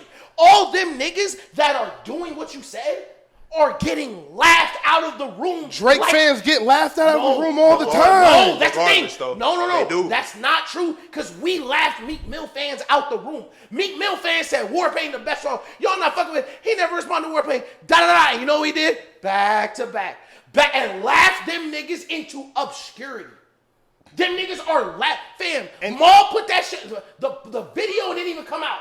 Punch is laughing at that nigga on Twitter. Top Dog don't even fucking tweet. He laughing at Maul. He is, yes, but where you went wrong in that is you're comparing Meek Mill fans to Drake fans. There are quadruple the amount of Drake fans that there are Meek fans. And them niggas. No, because now you have a lot of people saying the same thing. So if Maul comes out and say it, then Parks comes out and say it, then Joe comes out and say it, then Act comes out and say it, then we come out and say it, then so-and-so, then so-and-so, then so-and-so. And you have enough people, you Ebro on Apple Music complaining about it. Nadeska, I think Drake put up a fair fight. You have the conversation. Without the Heart Part 6, you can't have the conversation. I want that. Okay, that is, I feel like that's where we disagree. Boy, we could. The Heart Part 6 is not good enough to start that conversation, in my opinion. And the reason I know it isn't is because academics getting on stream saying you lost. But you can't. Wait. Not just academics. Kai Cenat, all the biggest niggas following this beef are saying you lost. That's cool, Nobody is. That's the thing cool. is, but you're looking at this as what you think. You're looking at this from no. That's what I'm saying. Not from my point of view. Academics himself. They said, who you think won it? Kendrick won. Kai Cenat, who you think won? The niggas you were texting to drop your songs are saying you lost. My point is, if the Heart Part 6 was better, maybe. But it has more dislikes than likes already. It's already one of the worst diss songs ever. By a lot, too. Fam, he dropped it and Drake was trending. Nobody thinks he's won but these OVO niggas, like you were saying, and they don't have enough ammunition. That's my point. They don't have enough ammunition because there's no aim. But what you're not understanding is, all it takes is 3 niggas to tell a Drake fan that Big Bruh got it. He came out on top, and if he didn't, he fought his best. That's going to carry that nigga until he can go do another tour. And that's what matters. What did Charlene say? When you asked Charlene who won, what did she say? She said they tied. And that's my question. When the last time a nigga got into a fight? They said afterwards, it was a tie. That's okay. See, that's what you're saying. You're looking at this from a rap fan perspective. I'm not talking about rap fans. Everything you're saying, I agree with is my point. Yes. Like, you haven't said nothing I disagree with. I am talking about from the OVO D-Rock, OVO so-and-so, them niggas. they will start a conversation and be able to make fair points that you can only argue with objective information. There is no factual information you can bring to the table to say that Drake did not plant them stories. And if we can have an argument about no, hold on, we can have an argument that. Yeah. Yo, no, Drake did plant them stories, and I think he lost the beat because this verse was wrong and blah, blah, blah. If I can have this conversation, I'm satisfied with my fan base. And that's what I'm saying Drake had to put out the Hard Part 60 to do. Damage control. It's damage control. That's the perfect way to say it. I want that, like, I believe that was the goal. And this will be my supporting evidence. Even to pre-Kendrick beef, because right now, if you ask anybody, nobody will have this argument. The argument was, Duppy's a better song than Adidon. And niggas could really have that argument. Niggas could really say that's a better argument. Right now, I think Drake has no argument for winning this beef in any way. And I think the problem is he never gave his fans a way to do that. Like if the Part 6 was Family wrong, Matters was the way. Yeah, I was about to say, Family Matters was the way. It just that Kendrick Lamar that's what I'm saying. 37 minutes. We're talking hindsight. Like Okay, grading the all beef. right. When you break it like Taylor Tape scorecard, you could have a serious rap conversation. Yeah, Pusha T shit was more gossipy, or yeah, Pusha T shit was crazy, but Duppy Freestyle is a better song. Kendrick has the biggest song, the boppiest song, the rappiest song, and he has no misses in the beef. There's no angle for me. There is no genuine angle. Even for sake of the argument, he planted all the suitcase shit. He planted the daughter shit. You still lost. Even if the daughter's not real, even if everything I told you, everything Drake told that nigga was fake, you still lost. But I can make the argument he won. I can sit here right now and make the argument he won. So we're going to say that everything he planted on Kendrick was correct. Damn, it's bright in here. Everything he planted on Kendrick on that album cover was correct. Right. Believing that, after the Heart Part 6, I dispelled everything you said about me. And again, don't respond because I don't feel this way. So I'm just telling you how you make the argument. Yeah, exactly. So everything he said, he dispelled. I don't have a daughter, so your whole third verse in Meet the Grams does not matter. Right.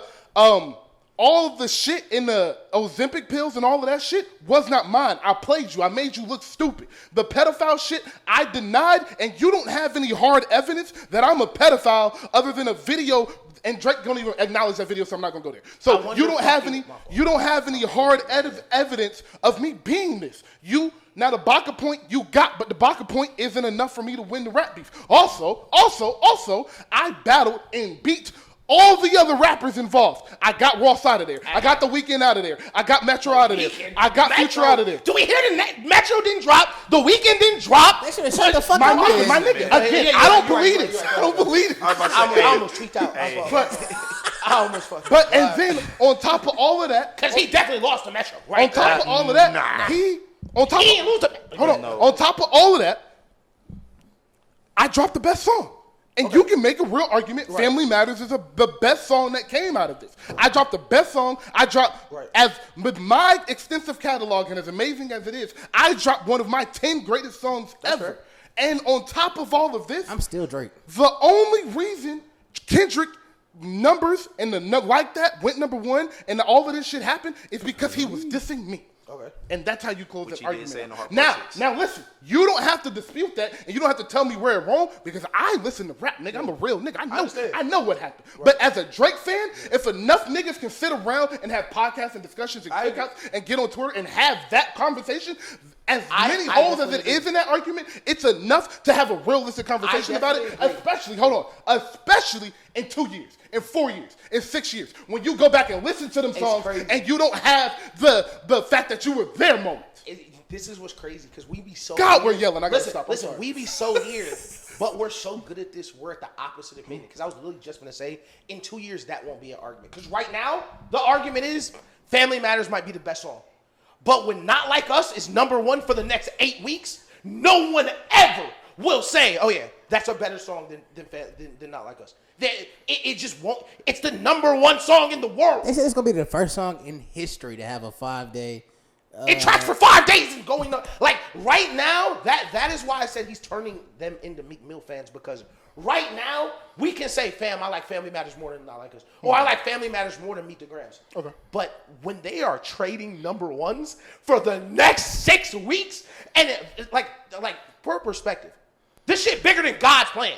Drake's biggest song, it's just as big as that shit. Drake's peak popularity, this song is already arguably bigger than. That's terrifying. So my point is, in 2, 4, 6 years, niggas are not gonna hear, I think Family Matters. And of course, we haven't gone into what's true and what's not, because at any moment, a day-free news bite could drop that changed this whole beef. But at the same time, Yeah, we're gonna pretend none of that ever happens. Yeah. Like if doors are closed on both sides, no 11-year-old walk out, that's Kendrick kid. No one is like family. Like we talked about, what's it called? Meet the Grams falling flat on his face. Fam, if that day free shit is not true, it's over. Yeah. That shit has to be true. And this is also goes back to the original point. The reason we're saying that is because Drake wasn't fucking rapping. If Drake was rapping, the day free bar could have been left out, which is why my point to my Drake fans that are he tried to cut corners. My Drake fans are like, why don't they care that the daughter isn't real? I don't believe Drake has an 11-year-old daughter, but it doesn't fucking matter because Kendrick was rapping his ass off for 7 weeks straight. You can say whatever the fuck you rapping want. his ass off, and that matters more than the gossip. Okay, and let me. All right, that's my last time. And for the Drake fans that don't That nigga accept yo the that, jaw. and listen, for the Drake fans that don't accept that, let me give you a different point of view. Because I tweeted this, but fam, why would you believe anything Drake says? Like what are the most Crazy. No. Let me break it down. You're my favorite person to talk to. Bro, it's so funny because Ish keep tweeting. You never gave us nothing to believe in. That shit was look. My thing is,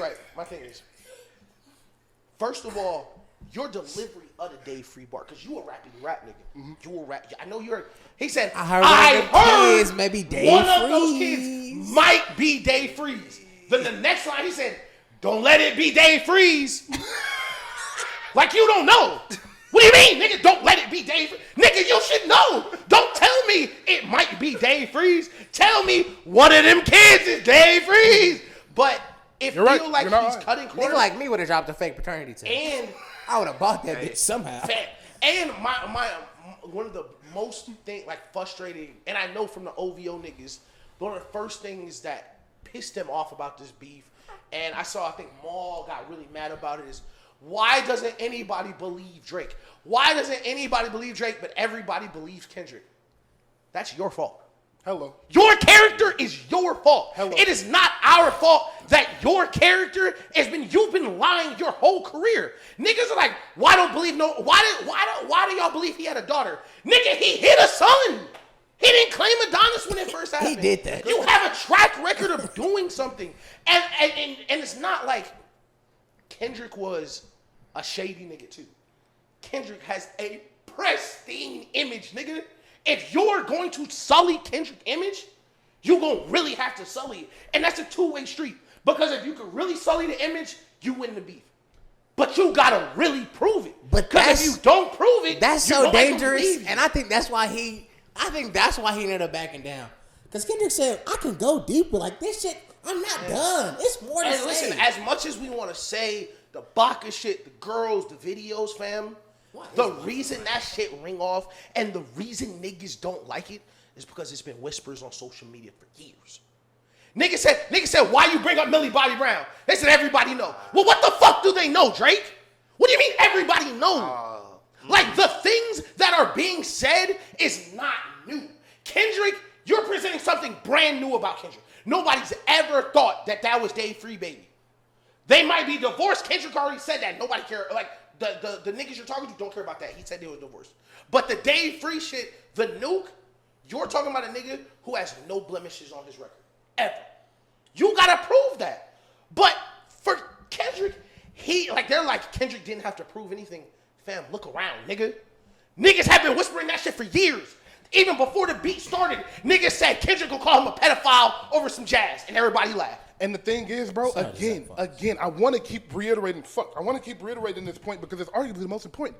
Dog, people believe Kendrick because he was rapping. Literally. No one fucking believes Drake because he was hopping on and doing half pop, half rap shit. He got on Family Matters and everybody for 25 minutes was like, oh shit. Oh shit. It was different. And it's, You know how we say, like when you get on Twitter. Serious. You know how we say when you get on Twitter, if somebody say something in a say a certain amount of buzzwords and like in a certain tone, like you'll believe it. That's all it is. Like, bro, though, like your tone, we talked about before this beef started. Your tone, how you say shit, and I think that's another thing, niggas. And I definitely think this was a shell shock for Drake and Drake fans because the narrative going into the shit, even with J. Cole, was Kendrick boring. Yeah, fam. If you listen to Kendrick music, there's nothing boring about that nigga's music and delivery. Your delivery of these lines for all you niggas that watch battle rap, that shit is make or break. Think about all the memorable lines from this beef. How many are Drake's? Genuinely. How many lines are Drake's? I'm going to remember that little shake that ass for free shit. That's it. Yeah. That shit is hard. That day free shit is the only one I got. Listen, and Metro shut your ass up and make some jumps, nigga. They hit me back. Whitney was going to stick with me. I ain't going to lie to you. What? Hit me back is, when I say hit me back, it's a lot safer. That nigga wasn't even rapping. When I say hit me back, it's a lot safer. Yeah. And he wasn't even rapping, he was talking at that point. When you hitting your girl, is it self-defense because she bigger than you? It's crazy as fuck. No, but that's crazy. That's not what I'm talking about. I am talking about like you're walking through the store trying to strike the corner. I walked up to Charlene, did not know it was me. I was playing OV-ho? Okay. OV-ho. Fam, when the DJ in the mic, he said, certified lover boy, certified. I do think Metro is the Metro bar is the Metro bar is going to ring out for sure. Cash Below and Able Brett, like there were that shit's so wicked shit. Like there were opportunities for it, but even before Family Matters, even before like that, what is it? The braids? Like it's so many quotables. It's so many. Like even going back to like that. OVO niggas is dick riders. OVO niggas is dick riders. Yeah, he got a lot of quotables in there. Sweet chair music, and I won't pass the ox. Hey. Niggas don't even know how I feel about that. Fam, okay. Fam, that nigga said you better not say shit about Serena, nigga.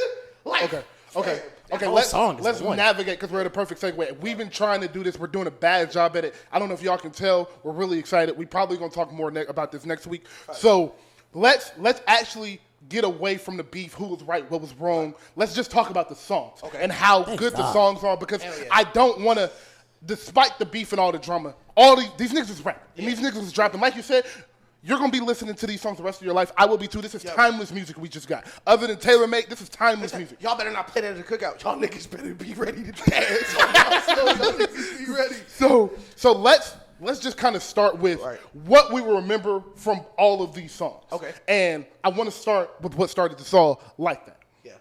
I think, go ahead. Like That was the #1 record in the world for a long time. Through a Beyonce release. I have a lot, and a Taylor Swift release. Fuck. I have a lot to say about this later. We starting with Like That, right? Yeah. I mean, in the microphone pause. Use both hands. This nigga's crazy. We've done that like 4 times. It fucked me up. What's up with dude? No. No jersey. No jersey, man.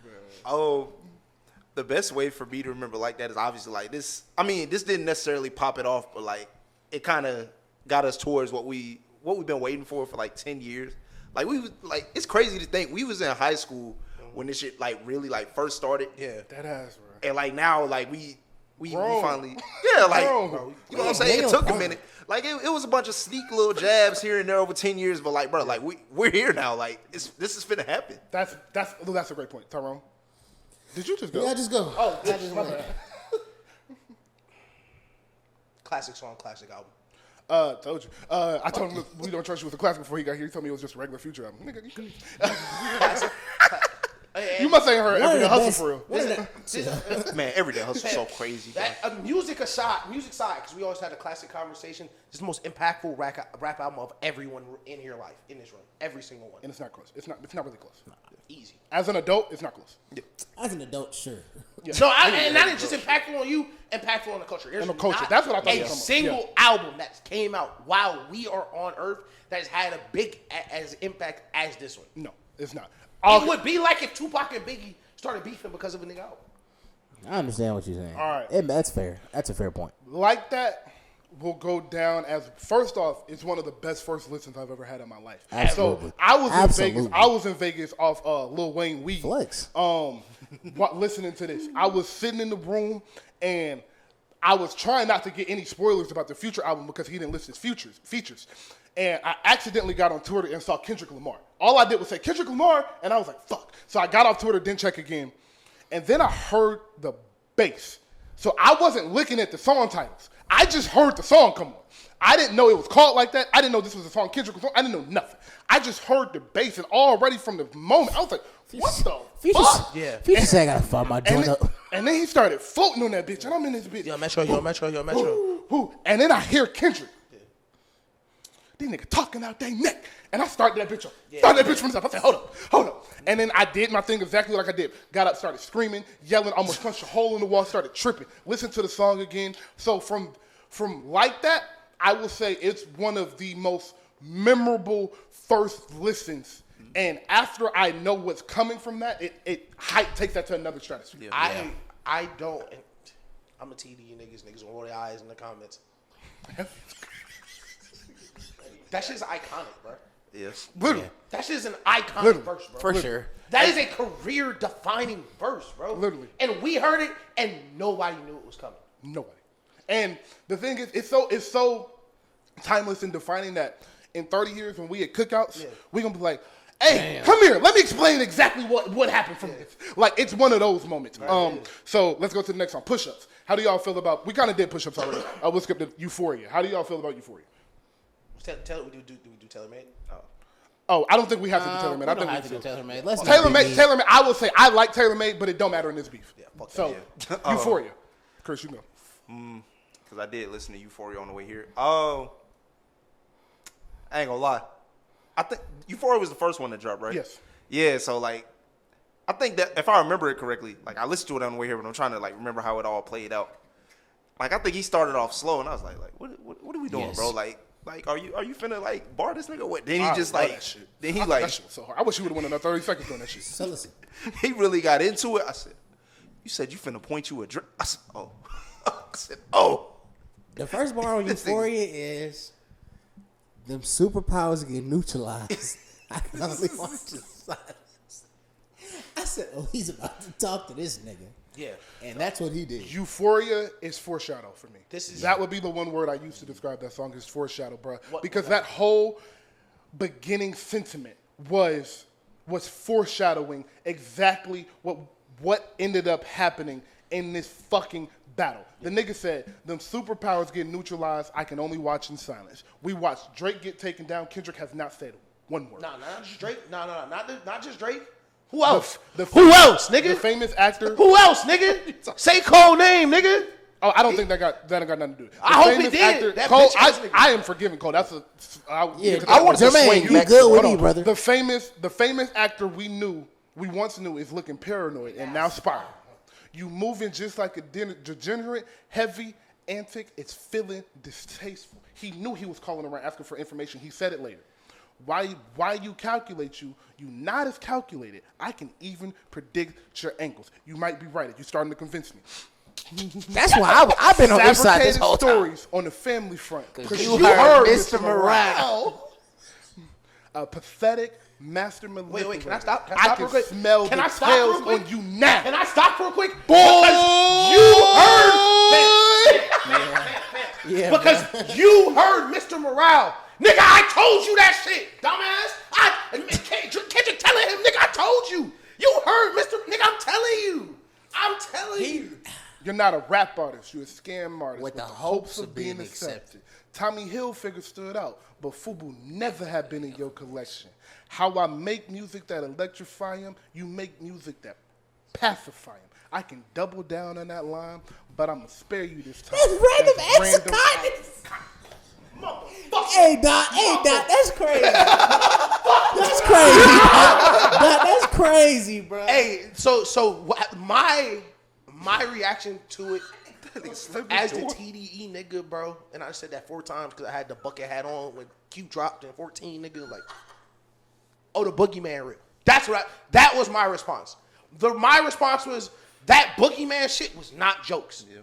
That boogeyman shit, we was not playing. We was not joking. It wasn't like how niggas be like, oh yeah, nobody better than Eminem. You niggas, I bet a nigga won't ever say Kendrick name ever again in rap. That's what I heard on Euphoria. Because I heard on Euphoria, this that rap shit y'all niggas don't want.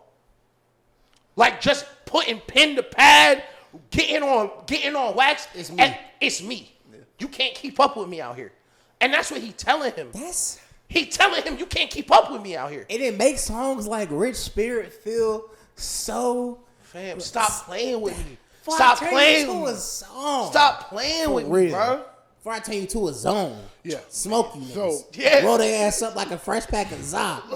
Euphoria was oh shit, the boogeyman. Oh really shit. Real. Foreshadow all of that. Yeah. Next song, what was that? 616. Yeah. This is my most underrated song. It's, by the way, I want you to know, I still haven't seen the list because I can't do it. I don't know what to put in front of each other.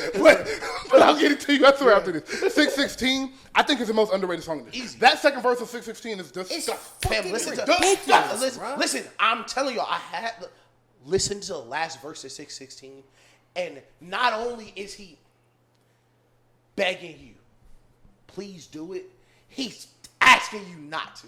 He's asking you not to, bro. Please don't do this shit to yourself, bro. Like he's telling him, fam, them niggas around you don't even want you to win, bro. The niggas around you don't want to see you. They want to see you as a casualty. That's what he told that nigga. Because on Euphoria, the thing about the tone change from Euphoria to 616. I feel bad for you. Euphoria is like, all right, we can get up to some rap shit. Haha, I'll make fun of you. We can keep it. And we could have kept it at Euphoria versus Push-Up. Yeah. And that could have been in the conversation. And he said, fam, keep making these dance tracks. We cool. Don't say no shit about my family. We cool. On 616, the tone is completely... The tone is... And it starts at the end of Euphoria and the beginning of Euphoria, which makes me believe that after he made the middle, he heard some shit that made him to add to the end and the beginning. And on 616, he's telling him, like, fam, don't do this. They are setting you up, nigga. Look around you, nigga. He literally was begging the nigga, bro. He was like, bro, please don't do this, bro. Fam, look around you, bro. What would Mike do, nigga? On Meet the Grams, he and told that nigga. He said, I don't have a hating bone in my body. I didn't want to do this to you, bro. He was like, bro, this is some rap shit, nigga. This was supposed to be some rap shit. 616, the thing that sticks out to me is the last line.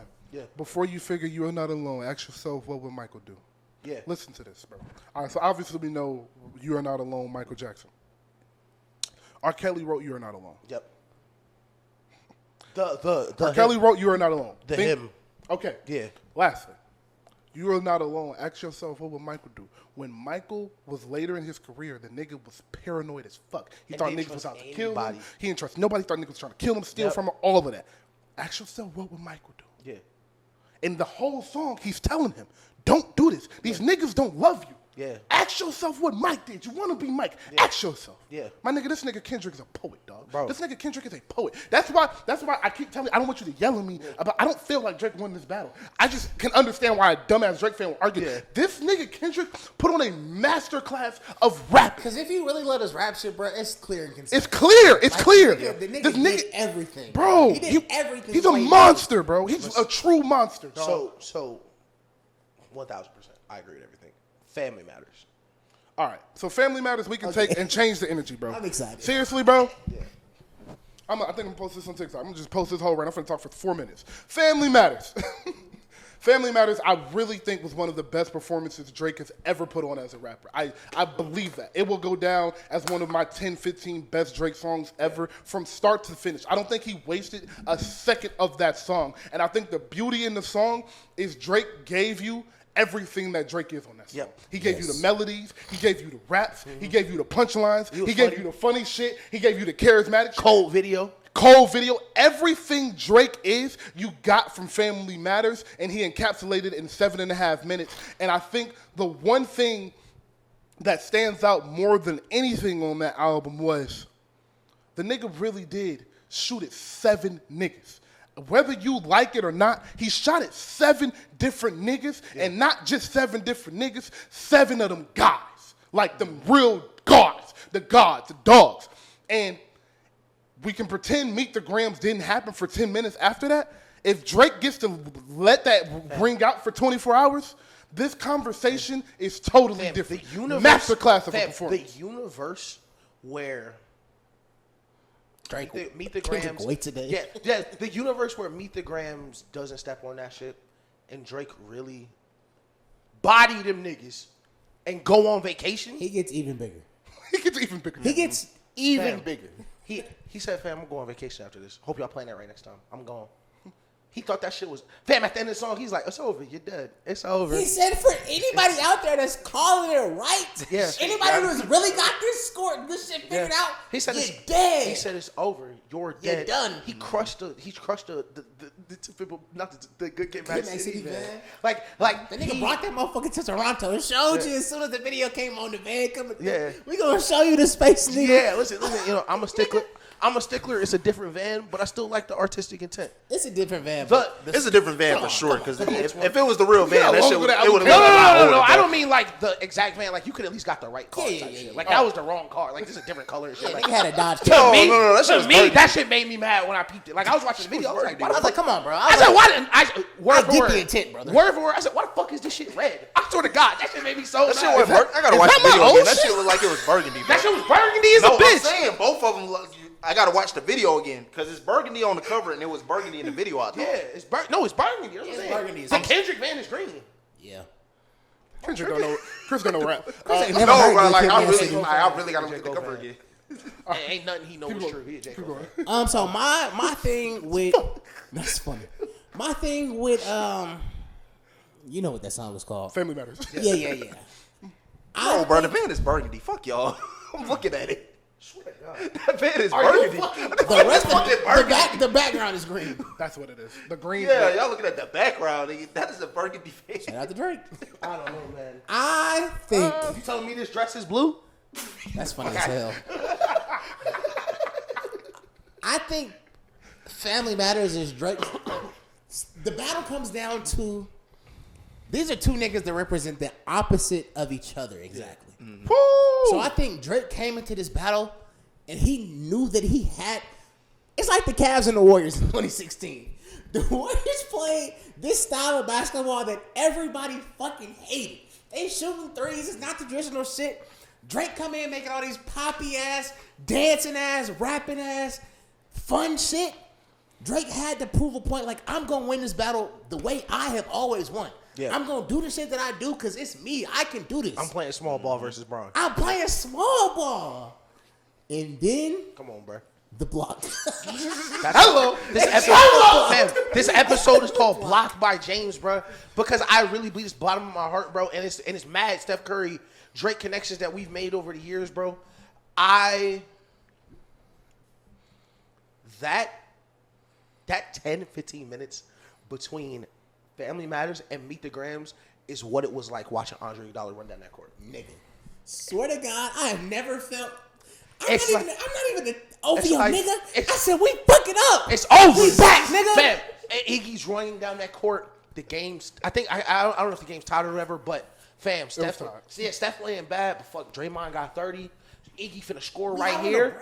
We good. We got the break. And if you remember, they were at a stand. Yeah. Just like these niggas been waiting for 10 years for this shit. For 3 minutes, them niggas couldn't score. Nobody's been waiting on this shit for 10 Nobody could score, and you got the breakaway. And the reason the episode is called Blocked by James, the reason I feel so strongly about this comparison is, didn't nobody see Braun coming? Woo! Didn't nobody see Braun coming, nigga? Yeah. Didn't nobody see Meet the Grams coming, bro? You did. You called that shit. I gotta give you your props. I told niggas that Kendrick coming in an hour. I told niggas Kendrick was not. I said it's just no way. I said it's no way, bro. Fam, 37 minutes. I wonder if... 37 fucking minutes. And I really mean this, I said this shit earlier. If those songs release in any other order, Drake win this beef. I deadass believe that. Like that's how masterful of a plan Kendrick had, because and it also kind of makes me think you right. Like I'm fully convinced in everything it said, because there's no way You win if you don't do exactly what he did. That's not how beef works. And it's not even how beef works. There's no beef where you drop 10 minutes after the nigga you beefing with drops. You always let that shit ring because you want the niggas to talk about it. You know what this shit is doing for the community. The nigga dropped 37 minutes. And not even just that, you got to know what to respond to. Kendrick didn't need to know what to respond to. Kendrick didn't need to wait to put pen to pad. Kendrick knew what he needed to respond to. Kendrick knew off jump what you were talking about. Whether he had the whole song, parts, leaks, clips of the video, any of that shit, he knew you better fucking not, nigga. I got a fun question though. Before we get to meet the Grams. Right. Family Matters or Duppy Freestyle? Me Family matters. personally, Family Matters, easy. Duppy freestyle.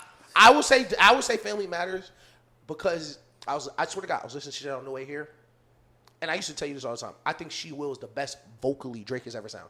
On that third verse, that's the best vocally Drake has ever. Top would give you features. Top would make you do features for change. So wait. Like that third verse. That third verse is literally peak Drake. Maybe I'm pressing you actually, Mike. He is. Maybe I'm pressing you actually, Mike. Because Top will make you do records and dance and do records for whites. Yo, he's boring you to death, harmonizing. That shit is crazy. Top will give you features for, like deadass. If you haven't listened to it in headphones, go listen to how he sing it, how he sing. Bro, the he's nigga is a madman. Had to do all of my. He said, "Oh, it's all making sense to me, right? Maybe I'm pressing you actually, Mike. Top will make you do features for change." Yo, this shit not fair, bro. And that's what I really do in my, like, I've trolled a lot of Drake fans, a lot of niggas. Listen, I got some crazy DMs. Listen, niggas, like, in my core, I feel bad for that nigga, bro. I really do. And I said this as soon as it happened. I said, there's no way it happened twice. Mm-hmm. There's no way it happened twice. Say that. Where he gave it everything, nigga. He gave it he shot the video. He got, fam, no funny shit. If you think that shit was planned, watch the last 10 seconds of that video. Look at the look on he's so satisfied watching that camera walk away. He got the ring. He know he did. He like, yeah, that shit is over. That shit is sad, bro. Fam, it's depressed. It happened twice. Duppy Freestyle, fam, Duppy Freestyle got out. I said, that's the best Drake song I ever heard in my fucking life. That was the best Drake song I had ever heard. I played that song for 4 hours. When that song dropped, I just got to the beach. I put that shit on the YouTube TV. The audacity, nigga. He got right to the shit. He sighed. He got right to the shit. He said, oh, so what you think about Kanye, nigga? He got right to the shit. He didn't waste no time. He really think of the nigga that's making you beats. Father had to stretch his. He said, no. I can't even. He said, I done shit for this nigga. I thought he would never with me. Father had to take his hands out and get it from me. I pop style for 30 hours. Repeat. Nigga, I gave you that all shit hits. is crazy. I just left That you on shit's niggas' blood. He said I was just writing your shit, nigga. Like when Duppy Freestyle came out, I was like, fam. Then the invoice too. Like then he sent out the invoice too, bro. He sent the invoice out, my nigga. Fam, man. I like Duppy Freestyle was dropping. I was like, man, that's the best I've ever heard Drake rap. Deadass. Family Matters dropped. Man, that's the best I've ever heard this nigga rap. Man. Deadass. Like you said, we got everything from Drake. My thing is, it was all perfect too. It was all perfect. There was no misses in what Drake was doing. No. It was the day free. Shake that ass, bitch. That's all you need. Shake that ass for Drake. Let's shake that ass for free. But not that kind of free. I'm talking about my nigga day. Like, fam, that shit is so fucking catchy, bro. Like, and if your GM is your BM. It's crazy. This is making plenty fucking sense. Then the beat switch, I'm getting you niggas out of here. Rocky, I don't know why the fuck you opened your mouth. Man, The Weeknd, I don't know why the fuck I told y'all he handled ASAP so appropriately. Like, oh, nigga, I know you. Like the nigga, that's like when somebody roasting and you hear the nigga laughing. I know you not laughing. Like, my nigga, what the fuck are you talking about? I still cracked Rihanna, nigga. Like, don't get it confused. But it wasn't just how he said it. He said, gosh, you was hitting my BM, nigga. Who you think I was hitting? Who you think I was hitting? What the fuck, man? Who I was hitting at the time? Like, come on, bro. I was raw up. Okay, hold on. Sorry. Hold on. That's Rihanna. Sorry. All this shit shut She down. got $1 billion. Hey, I was gonna say she worth $1 billion. The Let's Navy relax. not kicking open this door, nigga. Like, but down to the very end where we're listening to this shit.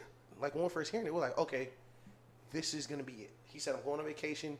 The video is over. I'm keeping score. I won. And I'm watching that shit. Because of course, I watched the video a bunch of times trying to put the Euphoria shit together. Because it's not some shit I really, really thought it through. Watching the video and all the connections, all the shit they were saying. And like the more I just looked at that nigga face when the video was ending, I was like, fam, it's no way he knew. Like you can't, I will go to my grave thinking it's no way he knew. It's too many things. Like this was supposed to be Drake's classic. Drake don't have a classic album. This was Drake's classic moment. This was going to be the moment where all you niggas who said, I don't got a classic album, I can't stand in the room with these rap niggas, I don't write this, I don't write that. I took down Kendrick, nigga, with no help. I took down Kendrick and 6 niggas, no help, all bars. That was supposed to be his moment. I'm going on vacation. I'm still the richest nigga in the world. I'm still the coolest nigga in the world. I'm out of here. And then He got stepped. Let's get to it. And then the bell rung. Let's get to it. then the bell rung. Meet the Grams. Yeah. I'll start. So Meet the Grams was first off Alchemist. Boy. That beat is No. That's a good white man. Listen. Listen. Y'all good white man. Y'all know I'm a nerd rap nigga. I heard the piano. I said, no, that's not fucking out. I said, I know, I know that ain't who I think it is. He hit the piano. I said, oh, it can't be conductor. I said, don't let it be conductor. I said, If it was conductor, I would have probably I would have crashed my car. bro. And it's just, go ahead, bro. All right. Meet the Grams is first off is a master class in Disrespect. I was gonna get there, but in what's the word I'm looking for? Voice inflection. A master class in voice inflection. You said something there too. Listen, bro. Kendrick sounded disappointed that he was having to do this. Yeah. Did you hear? Yeah. Did you hear how he was talking to his son? Yeah. He sounded disappointed he had to do this. He wanted you to feel that, and that's why I have to give it his flowers. Kendrick is arguably the best at that as far as using his voice. Him, Future, and Thug use their voices in a way that you can only dream to do as an artist, bro. He sounded disappointed in Drake. All right, now we're getting to the raps. That's one of the best rapping performances I have ever heard from Kendrick Lamar in my entire life. Easy. My nigga, he broke his family down piece by piece, bar by that shit for bar, my mom this morning in with the car. no time wasted. Didn't waste a second. And the beauty in what he was doing was he continued his theme for Drake throughout the beef. My nigga, you don't love yourself. Yeah. And you not loving yourself is affecting your family. Yeah. And let me tell you how. And then listen. It's affecting his son. It's affecting his dad. But he didn't talk to his mom like that. He talked to his mom about Drake because he loved his mom. Yep. It's nothing wrong with their relationship, but it's something wrong with your son. And you need to know that. And you need to know. And not even just that. Listen, not even just that. This is how right you are. He's the only time he talked to Sandy. He said, "I hope you're not cool with this." He said, "I hope you're not." I hope you're not cool with this. He said, "You need to take this shit, and it has to sit with you for real." Because your son is a sick man. He started the verse. He said, "Your son got some bad habits, and I hope you don't undermine. Like, I hope that you're not cool with this. Like Meet the Grams for me. We're gonna talk about the rankings of the songs. For me, Meet the Grams is the best song personally for me out this beef. So listen, when Kendrick Lamar on the third verse, baby girl, true or not? True. That's the thing. True or not? I said no way. I said no motherfucking way did he do this stupid ass shit again. Let me reiterate a point I've said 7 times today. It doesn't fucking matter. Because he's rapping. He's rapping. Hey, so, just the song itself. One loop. one loop for the whole song. It's the most haunting beat you'll ever hear in your fucking life. That's just so fucking evil, bro. When that bitch comes back, listen to me. That's what I'm saying. It's one loop. It's no chorus. It's like, and my biggest point. Every time it start over, it's like a gut punch. Like niggas, like the argument for me right now. The argument for me right now is not Euphoria, Family Matters, and Meet the Grams. And I'm trying to. And my point is, I'm telling niggas, Meet the Grams is such a perfect counterpunch. Yes. It's always going to be above Family Matters for me. But just song-wise, they are so opposite. They are, like, it's no jokes. It's no jokes on Meet the Grams. And that was why. Bars. And, like, the stuff he's saying to him is not, he says in the song, fuck a rap beef. I think that nigga should, I can't say that on TikTok. I think he should be done, nigga. He said it like 4 times. He said, bro, fam. Niggas was like, man, that shit ain't hit that hard. Fam, 20 million people heard that nigga tell LeBron and Steph Curry, keep your family away. Curry, keep the family away. That's why I keep said. The family away. Boy! That's why I said what I said about Drake wanting to win his way and doing all the extra ass shit. Because Kendrick knew. He heard it. Yeah. If Kendrick had the diss already, he knew what you was coming with. Yep. He knew that you was gonna act the ass and you was gonna be a fool. You gonna act like this shit sweet, nigga. I'm finna sit you down and talk to you like your daddy should have. Dennis, you raised a horrible fucking person. And my thing is, the nerve of you, nigga. My thing is, that is why I firmly believe this is a direct response to that. I feel that way because too. Aside from just the family content, the name of the song, the bars that are like going back and forth, like why he's telling Adonis about Ozempic after you just put an Ozempic bar about worker. Like it's so many things. What solidifies it for me is how starkly different they are, start to finish. Start to finish. It sounds like, because the Day Free shit is like, I think that bitch might be, I think it might be Day Free. No. I think your son should die. Like, I think he should not be alive. Like, and I'm gonna go, and not just, like, you mentioned, like, how it's affecting everybody. Fam, that last verse, bro.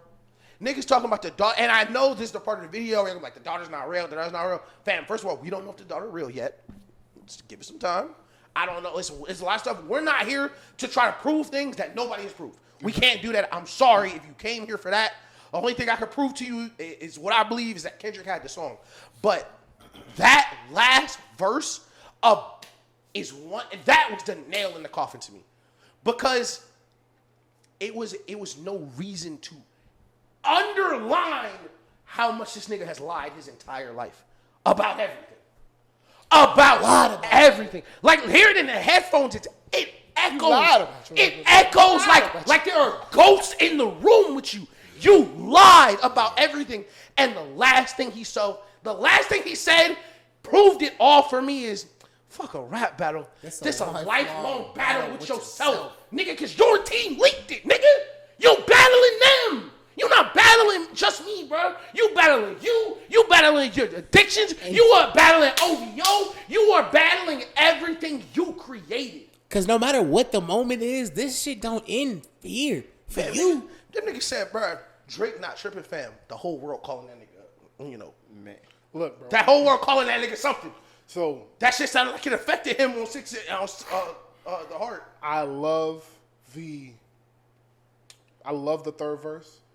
But the beginning of that song, where he started talking to Adonis, Dear Adonis, and that nigga said, I'm sorry that man is your father. Life is hard. I know the challenge is always going to beat us home. Sometimes our parents make mistakes that affect us until we grow. Hey, you're a good kid, and you just need good leadership.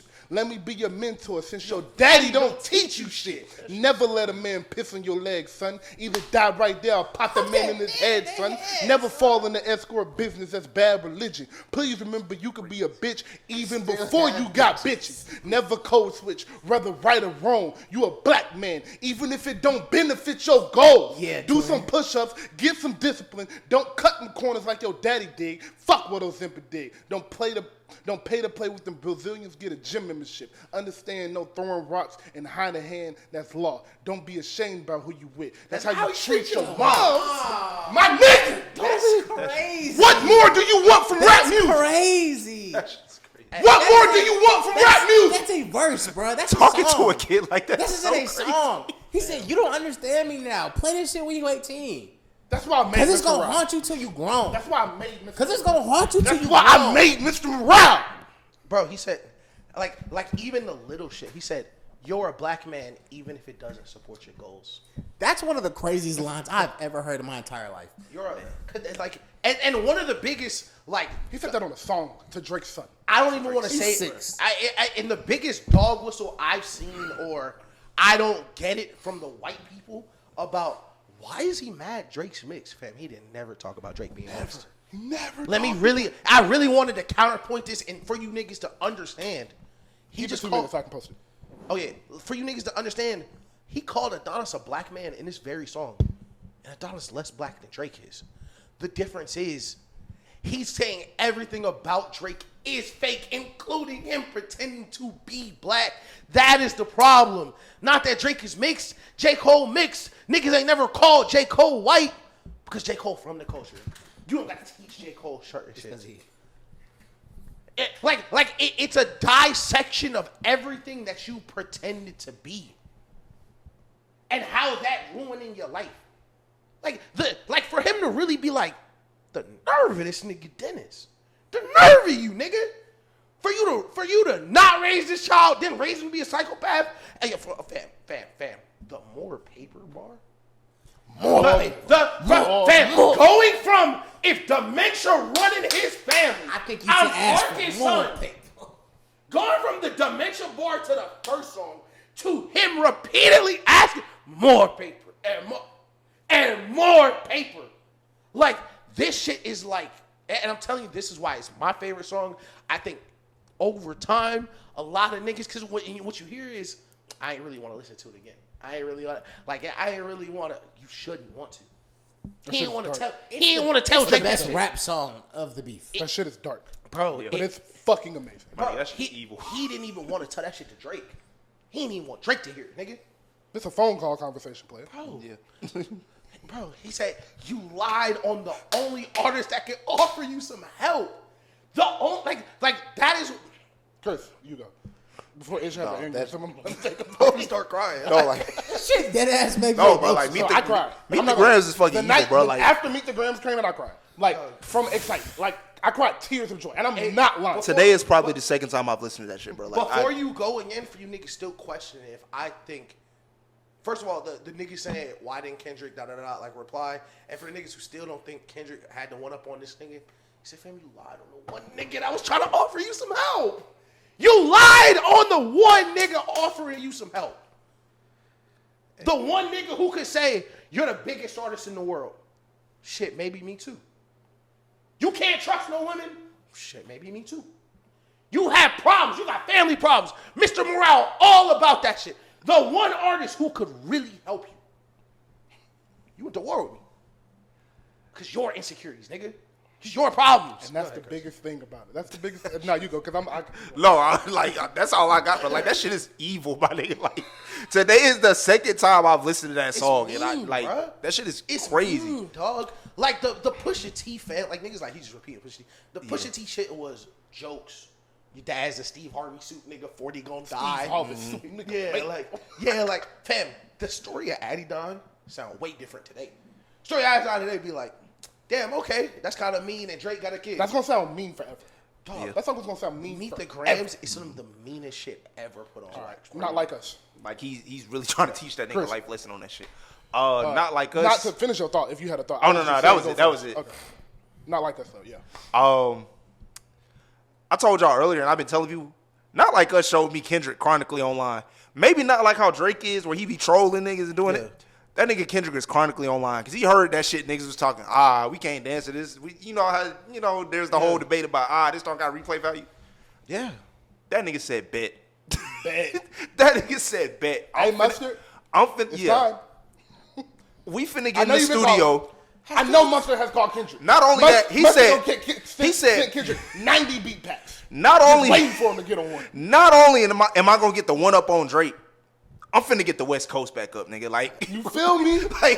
Like, you niggas been talking down for too long. Like, y'all think whoever the fuck run it. No, I'm finna get the West Coast back up, bro. Like, Go ahead. like that. OV holding, like, it's. I think, like, I want to say, like, 60% of the quotables from this fucking beef is in that song. Easy. Other vaginal options. Other vaginal options. Pussy. The way he say pussy after that, man, Yeah, you feel like fam, fuck, bro. Shit, nigga, I give you a wedgie. You be flipped over your boxers, nigga. Fuck are you talking to? Like that is, bro. Like that, not like us for me. Talk about like that too. I'm just, Yeah, lucky like that. so crazy. Not like us was like. I think niggas underestimated home field advantage. Niggas is dead ass out there beating Niggas C walking to underestimated that home shit, bro. field advantage, and I was big on. Of course, we were all looking for when the next drop and who got the leaks, and I found somebody who was pretty tapped in. Like the shit I was telling y'all, I was getting from him. Like I don't know Kendrick. Like I was just beating the shit that he was saying. Not T, shout out to my nigga T, but somebody else. And what he was talking about was very interesting to me. He said, "Fam," and I didn't think about it till the Kanye quote came out. He said, all the OGs here. All the OGs here. All the OGs are on Kendrick's side. You want because Kendrick has home field. Kendrick has home field because he has the West Coast.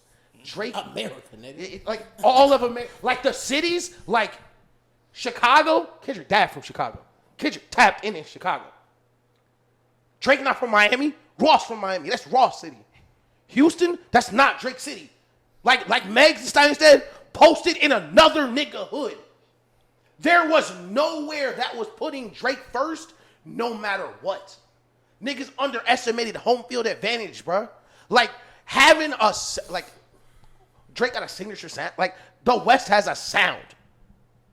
Like that's what that shit sound like. Drake didn't have a sound that was gonna be like, okay, this is what I do. Like Kendrick do the rappy rap shit, and he still got the West Coast sound. Drake has just Drake. Yeah. Drake doesn't have a home court to lean on. Yeah. Drake doesn't have a home field advantage. Like Drake home field advantage was ACK. Yeah. Drake home field advantage was the internet. Fucking Central C. The home field advantage was the internet. That's what it was. It was the His internet. home field advantage was the internet. Good point. The internet. You lost that shit fast. You lost that shit quick. Yeah. And not like us, bro. Like Because the internet is not loyal to nobody. And that's the thing. Yeah. And like not like us, fam. I'll be honest, bro. Like this shit made me like when I tell y'all I felt bad for Drake. This is what really like set it in, bro. I'm gonna learn how to do one of them West Coast dances before the Nigga, Like that if you nigga don't think I'ma learn how to he flip really got niggas two-step into that I got shit, bro. 3 weeks. Like, Fam, I'm finna learn how to do Deshaun Jackson on camera danced to that shit, bro. oh my god. They said if you would have told me this beef gonna end by Deshaun Watson grip block into Kendrick Lamar, Man. you would have had me fooled, That shit bro. is fucking sick. Bro, That like shit is sick. it's a special, bro. like if you just read the like we read some of the bars. If you just read the bars, bro, no beat, you would have no clue this would be the #1 song in the world right now, because it's just a regular disc. But your tone, your delivery, your flow. He's an artist, bro. He's a real good artist. I'm going back to my point where I said niggas was determined to win their way. Yeah. Kendrick said, I don't even gotta do that. Yeah. I just whooped your ass with not like, all right, well, meet the grams. Yeah. I'm finna do what you do, nigga. Yeah. Watch this. Hit a banger. And not only that, That's the it's gonna irony be in some all shit this. niggas never heard from it. Kendrick Lamar ain't got no songs with DJ Mustard. It's one of my this. favorite Not Kendrick songs. one. That's easy. And I'm gonna be listening to that DJ shit Mustard was forever. playing And we're- out. and we're talking For about- 6 years, Fam. DJ Mustard had every beat on the radio. Bro, Niggas know what that shit sound Fam, like. I was so driving the song here. start. I was driving here, fam. I was listening to this song. The song cut off. I went to put it on. I went to put on Meet the Grams. Car next to me was playing that shit, bro. And I think niggas don't understand, bro. Kendrick, pause, just gave these niggas a taste of this sound. It's a whole new audience that's like, damn, Kendrick, I didn't know you had that. We talked about the effect this shit would have on niggas' careers, bro. Don't let Kendrick be the hit maker. Look, So y'all, look, I so was look, finna so say, look, here's so my look, next so point. look. I'm glad. Kendrick didn't do that. That was not a coincidence. We Yeah. don't believe in coincidence on this show, y'all. Bro, Well, wait till Kendrick's album comes out in a month. don't let it. Kendrick's album is coming out the last week of this month. It's going to be either the first week of June or the last week of May. This is Kendrick Lamar's third #1 in this beef. Watch what this album sounds like. That was foreshadowing. Yeah. I promise you, Kendrick is turning over a new leaf and a new sound. I promise you. That was not by He's for sure, but like you're supposed to be the numbers nigga.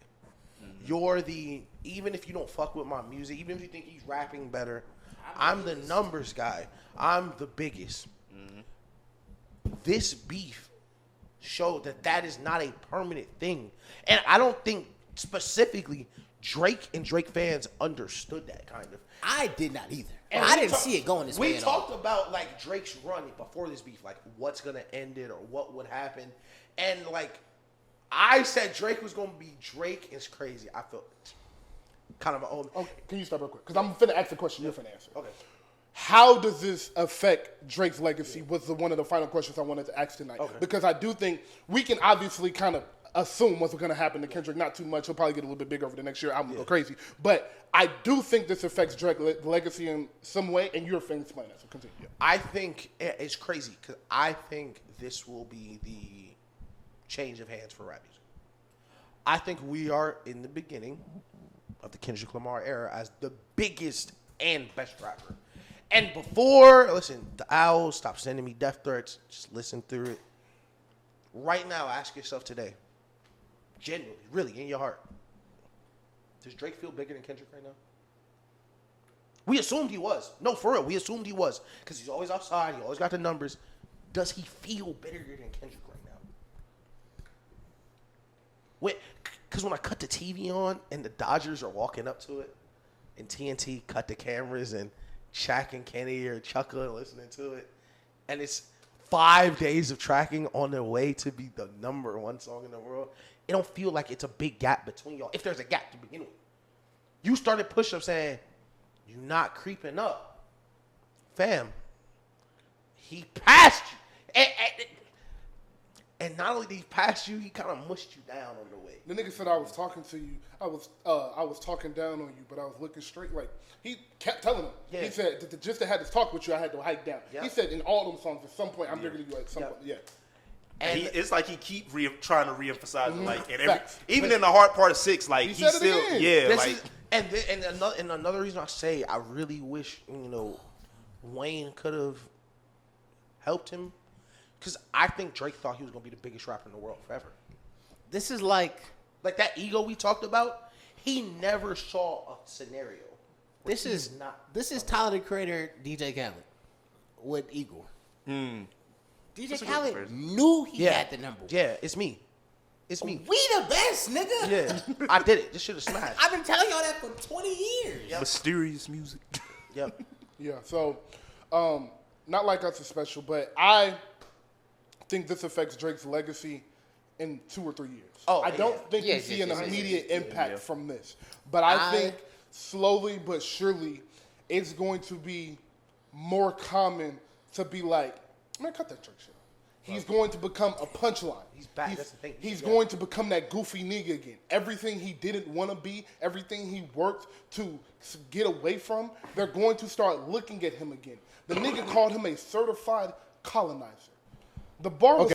So what I was saying was, sorry, the audio cut, but it will be a chink in his armor. It won't be a break. It won't be a rip. It won't be an amputated leg. That was crazy. But it won't be nothing like that. It's just a little stab in the waist. That's gonna hurt real bad and take 3 months to heal. But eventually, sepsis is gonna come and it's gonna slowly kill. And that's exactly what this beef is. So my thing is, I think it happens a little bit sooner than that. Drake, Really?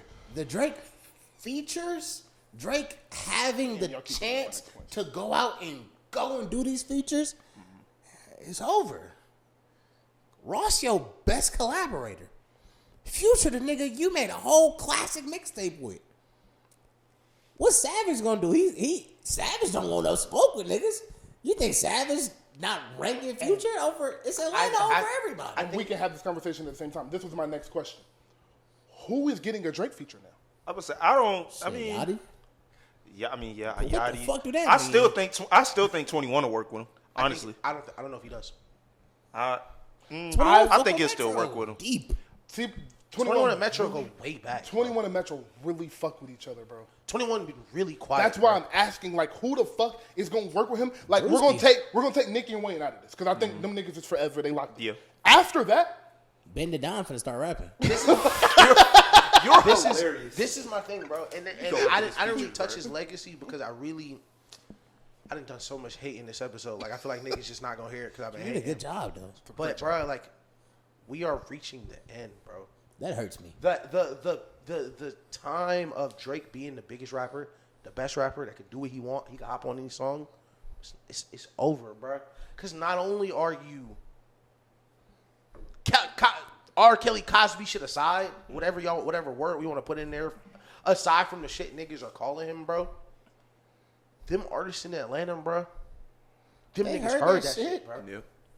And not only did they hear that shit, you ain't say a fucking word about it. Yeah. You didn't say a word about it. Yeah. And the reason you didn't say a word about it is it's true. It's true. That is why I think it affects him more. Like, bro, this is gonna hurt the bottom dollar. First of all, this is gonna hurt the bottom dollar. That record, them record deals you were signing, them whatever the lifetime contracts is, them shits were valued at a way where you were gonna be Drake. Forever. You're not gonna be on that trajectory no more. That's terrifying. You're not gonna be on the like. It's crazy. I almost forgot this, but like, just a little cherry on top. Nigga stepped on the Sexy Red rollout too. You gonna roll out Sexy Red with this shit going on? With the you hypersexualizing black women, you weird nigga. You gonna roll out the Sexy Red shit? Go ahead. See what niggas like. You guys, I'm sure a lot more people have watched this episode. I think this is going to be one of our most watched episodes. We've been cooking. I want you guys to go back and take some time to skim through episode 73. At one of the points in episode 73, or 72, whenever the beef first started, I asked Ish, and I think Grace was here, and I said, what is it going to take to knock Drake off? And I kept saying, you got to make him look like a bitch. You gotta look lame. You got to make him look lame again. Yeah. And that's exactly what Kendrick did. He made that nigga look like a bitch-ass nigga, bro. Yeah. And that's all you could do to Drake. You couldn't out-hit Drake. You couldn't even really out-rap him because because you're leaving it up to the internet at that point. You had to do something to him that was factual. Yeah. And everything he said about his ego, about what he did to Atlanta, about how he took from Houston, everything other than the daughter and the other stuff, it's factual. You can go find the timestamp. You can go find the moment. Yeah. You can go find it. It's factual. And that's what he did to Drake. He broke him down from the bottom. He stripped his ego. He stripped the immortal factor that he felt. Yeah. But at the end of the day, Drake, the only thing that lasts forever is forever. And just a shout out to the Atlanta shit. Just a shout out to the Atlanta shit. That 2 Chainz bar is hilarious. Yeah. He lied. He lied. Yeah. Y'all song called No Lie. He lied. He lied. Yeah. Fucking. Like, easy enough. Yeah. That's funny because it was just like, it's easy. Like, that was the easy one. Like, yeah, he lied. Yeah. Okay. Tony he gave you street cred. Yeah. Yeah. You think you would slide me ahead? Cool. You think Thug still gonna fuck with Drake? You think? I mean, I if he think get out, Drake I a hope. lot. I mean, Man, you think he fuck with that nigga more than Metro? He gonna have to buy that nigga out of jail. That's the thing. He think like he gotta buy Rice Street. listen, bro. Christ. Thug don't really get involved. Even when he was out, he doesn't really get involved in other people. That's cat. Pusha T almost put that nigga down. No, and he didn't want to get involved. He said Thug literally said I don't give a damn about neither one of y'all niggas beef. No. I just don't want you doing that shit on my album. No. He said don't do it on Pop Smoke album. That wasn't on his album. He jumped in that beef. He almost got his shit. Man, he was gonna get rolled up too, nigga. Man. I think the saddest point in all of this is that Drake really had nothing to gain from this. That's one of the other reasons I meant to say that when we were talking about why I felt bad for him. He never had a chance, bro. You entered this because you're a rapper. You entered this because Drake really loved his rap shit, which is why in an episode or two, I am going to come back and dispute because some of them claims y'all made about Drake, because not all of that shit is true. Drake really loved his rap shit, and Drake has treated rap shit like he don't know, really bro. I don't know. I'm gonna say we ain't got to go fully into it, but I agree with you. Like, it's some stuff people saying, and I'm like, I was there when, he made some of this shit. That's what I'm saying. So all I'm saying is, what did I just say? Help me back. What did I just say? He loved his rap shit. He loved his rap shit. So, fuck. Where was I going? You said in a few episodes you're gonna dispute the claims. No, I said something before that. That wasn't my original point. I was saying I felt bad for Drake because he had nothing to gain. That's what it was. Mm-hmm. Yeah. Drake had nothing to gain from this, bro. Drake is the biggest rapper in the world. The only way you can go from that is down. And that's exactly what's finna happen because he entered something he didn't have to do. There was no gaining this from this. If you have Drake as a GOAT, you're not moving him. If you got Drake in the top 5, him beating Kendrick Lamar wasn't gonna put him past Hov, Wayne, Kanye, whatever the fuck you got in front of him. Maybe. Let me get my point on. Let me get my point. Maybe. I thought of this in the shower. I thought it was hard. Like, shit, man, if he take Kendrick down, I mean, he might be the best. Like, it's true. But I really don't feel like he had anything tangible to gain. Yeah. That's what it is. Everything that he would have gained would have just been conversation, conceptual, objective. Right. And that is why I kind of feel it was bad like respect and shit. Like, Yeah. I think, I just had a point. What we talking about? What he had to gain? Yeah, what he had to gain. Yeah. I don't feel bad because this is your fault. The theme of this entire saga is his ego, and your ego was big enough to think that you could call a nigga who's had beef with you for 10 years.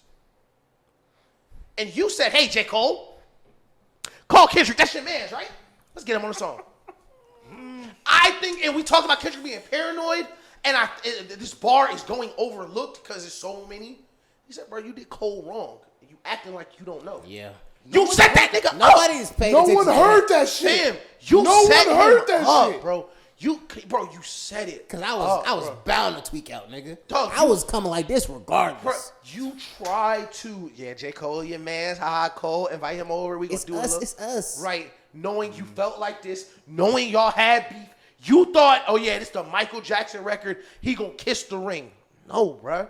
And when he hit you, and reportedly the verse was like that, or like Control, where he got on there reminding you he don't fuck with you, you should have left it alone. I would have dropped that shit anyway. All right, so that brings me to my next perfect point. I have two more questions we got to get out of here. We've been doing this for 2:15. Are we forgiving J. Cole? So I kind of had a question I was going to ask that was going to determine it. Personally, I have, but when y'all heard it like that, did you ever think, because Kendrick emphasized like several times, this was just an exhibition. Like, did y'all ever think it was personal before he even said that? With Drake, absolutely, yes. With Cole, no, I never thought it was personal. Oh, okay. Yeah. I think no. So I was never mad at J. Cole, to be honest. Like, it was just like, all right, then I want to answer. That's because you. If it don't sit right with your spirit, don't like. It don't sit right with his spirit. That's what he said. I can't debate with him on that. No, bro, don't. I will say this, as a rap fan, I did want him to respond because I do believe J. Cole is like one of the best rappers on earth. So I do think he should respond. I don't think he should apologize. No, but as a person and like in my real life, like if a nigga give a fuck about how you feel. That's what I'm saying. If a nigga feel like he did some lame shit and he's just like, all right, bro, like I'm not gonna stand on that. That's not who I am. I can't be mad at that. Think about it, bro. This is why I can be mad at it. Cause that shit got consequences, nigga. You can't decide your consequences. You can't do some lame shit and then be like, all right, y'all, I did some lame shit. I'm not saying y'all were wrong about that. I'm just saying. No. This is why I forgive J. Cole. See, this is the point you're missing. I think J. Cole wanted to bar with Kendrick. I think he was going to send 7-minute drill. He thought Kendrick would send something back. He would send something back. Kendrick would send something back. That would be it. I think he really wanted to rap with Kendrick. Yes. I never think he was going to go to the baby mama shit. None of that shit. I think he wanted to rap battle Kendrick like a rapper. I don't think he ever wanted to get to that. And I think Schoolboy Q called him because Schoolboy Q got some information from where he's from and was like, yo, I think this is going way left, bro. I know who you are. I know who you are as a man. You should step out of this. Where I don't forgive J. Cole is getting on stage in front of 50,000 people. If you think Kendrick one of the best rappers in the world, put your hands in the air now. That's not how you get out of it. No. That's my problem with it. It's not that he apologized. This is why I don't feel bad for him. Because you know the fuck Drake is. You know who Kendrick Lamar is. You are friends with both those niggas. I have friends I don't put in the same room together. Because if they get in the same room, it might get shaky. Yeah. So wait. No, this is my point. When the shit starts to happen, why even engage? Because he wants to rap. Because he called him out, and Cole is a rap. Cole been talking about you. I'm gonna kill any nigga that say my name. Y'all can't fuck with me. Y'all can't out-rap me. I came on this before this started. Hold on. I came on this shit before this started and said Cole has been rapping better than everybody since 2018, and I still do believe that. But so he wanted to rap with Kendrick. Okay. I genuinely do not think he thought it was going there, and you can't fault him for not knowing. No, wait. My question is, do you think Kendrick wouldn't have rapped with him? No, I don't think there was space for that. That's my thing. It wasn't space because for him Lamar to fit the nice shit with J. Cole in, mixed in with Kendrick Lamar's it would have sent the wrong message. Yes. And even in 7-minute drill, I will say this, except in terms of the whole exhibition aspect, I do feel like J. Cole got it more because I know y'all was saying like, it was a jab, but ultimately, if Kendrick said at the end of the day, this was supposed to be an exhibition and Drake turned it into this, J. Cole understood that it was an exhibition and it never went there in 7-minute drill. Nigga just said, that was a regular. No, that's my point. That's why I'm saying he's not getting this high. Okay, the internet joke is like, J. Cole made a little PB&J. Like I got Sports Center on the tube. Shit, like, fam, Q could have told you, hey, this is going left, but it was no way to know it was going up. Well, I'll say this: you know what, y'all might be closer to right, but not in the way, like not from there. I think Drake told him that day free shit. And J. Cole said, you know what? No, that's not what Schoolboy Q has said, that he's the one who told you. He said he that's warned. What I'm saying. He said he warned J. Cole. But I don't think that's because remember when Drake was coming out, when J. Cole was doing Dreamville, niggas was like, is Drake coming to Dreamville? And Drake was like, should I come to Dreamville? Like, there was not like a set what is going, like, what's the next move? Like, it was, like, niggas were not on the same. I think at Dreamville, this is what I believe. Q talked to that nigga. He talked to Drake. I think what Q said is, if he take it anywhere but rap, it's gonna go left. And I think he asked Drake, what are we about to do? And Drake said, Day Free fucking his BM. He said, you know what? And that's why I forgive him for getting out, because J. Cole wasn't going there. And I don't like Chris was saying, it wouldn't have been focused if he wasn't gonna diss Drake and Cole and separate keep it cute for Cole. And keep it cute for Cole. So that's why he was like, I respect, like, I think they got a real respect for each other. I don't think they're friends, but I think they got a respect for each other. And they didn't want to do that to each other. That's what I think it was. You know what I think? Get the fuck off first person. Like, that, my thing is like, if you. That's fair to say too, though. No, my thing is like, we're giving him the pass, like, oh yeah, he didn't know it was going left. Fam, you know they hate each other.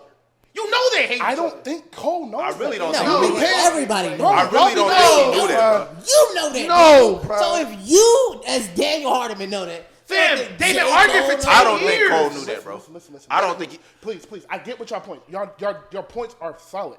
I am telling you that what we see from the insiders is not what J. Cole is going through. Maybe I can get Cole, the middleman, this shit.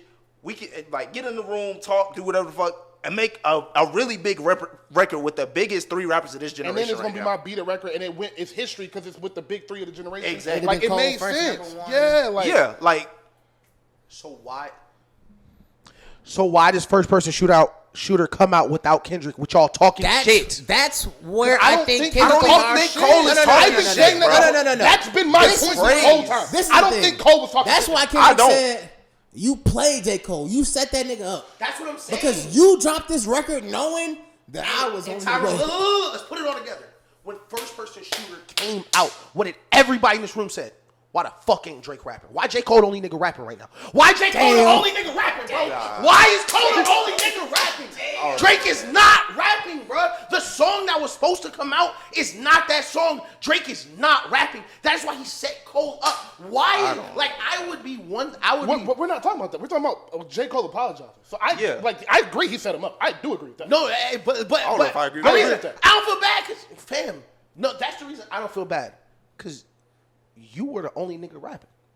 You heard that first person shooter. Y'all was on tour. Y'all was doing all that shit. And whether or not we think he's dissing him, fam, I'm way too paranoid. fuck being paranoid. I told y'all don't put this record out, nigga. Yeah. I told y'all don't put this record out. And then the next verse I hear, we talking about eating big steppers and turning y'all songs into funerals. Yeah. Damn. But see, that doesn't. In my point, none of that matters because I do think Cole would have barred with Kendrick. Okay, that's fair. my point in this. I think he was going to rap with Kendrick, That's which fair, is why that's fair, that's 7 Minute fair. came out. He just didn't want to take it to where they were taking it to, and Kendrick was doing what we're saying is, I'm not holding it back.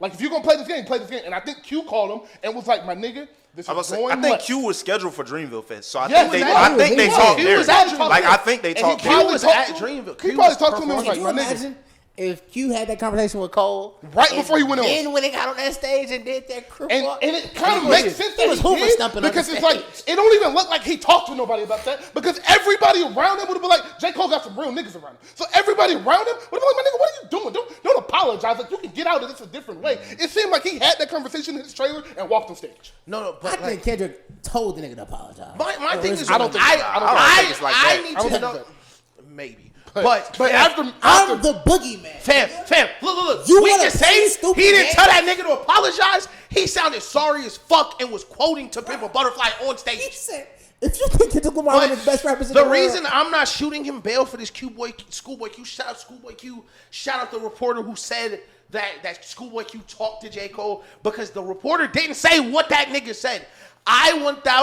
What we're all guessing. My guess is, Schoolboy said, hey fam, listen, if it go there, Kendrick taking it there, and you may not want to be next to this nigga when that happened.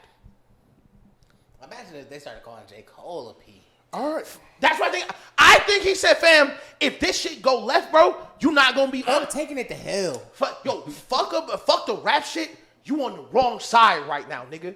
Okay. And that's what he sound like on stage. You know what he sound like on stage? Like he changing sides, nigga. So that was a question I had. I don't even think he changed sides. Kendrick and Cole drop next week. I mean, see, that's the thing. That Drake shit is over then. Like with him and Drake, that shit is over. That Drake shit's over. No, I mean like as already far as like Cole and Drake ever I working guess together it's again, that already- shit No, is that over. shit I thought is that shit was fake. Man, them that niggas shit was was- money. Fam, You know how much them- money them niggas just That made? shit is money. Yeah, that nigga Cole, love look, man. If I am J. Nigga, Cole, if I'm J. Cole, I'll you never. think I'm not going on tour with Drake? Come on. No, fuck that. I'm talking about We right perform now. together. And Right you know now, how good of a performer nigga, J. Cole is? If He I'm gonna right pull now, some I fans. wouldn't even Crazy, play, bro. if I'm J. Cole, I wouldn't even play Drake in my speakers around Kendrick, nigga. Dog, I wouldn't even look at a picture of that nigga around Kendrick, bro. never- You begging for you, and this is why I don't. This is why I'm not giving him a pass. You post the song. What are you talking? Listen, look, you drawing up the plan on how to lose. Shut the fuck up, nigga. Like, shut your ass up, dog. That Tupac shit was fire. All right. I just started that. It's saying shut the fuck up. My phone died. Won't lie to y'all. Full transparency. So y'all missed like a minute and a half ish. We was continuing the conversation about J. Cole. Yeah. But we had kind of wrapped it up. I want to end with two questions. Even a 3-hour pod. We're amazing. 2 questions. The last one I got to draw out for a long time. We don't really got to really get to answer to it. We can kind of be a continuation until next week.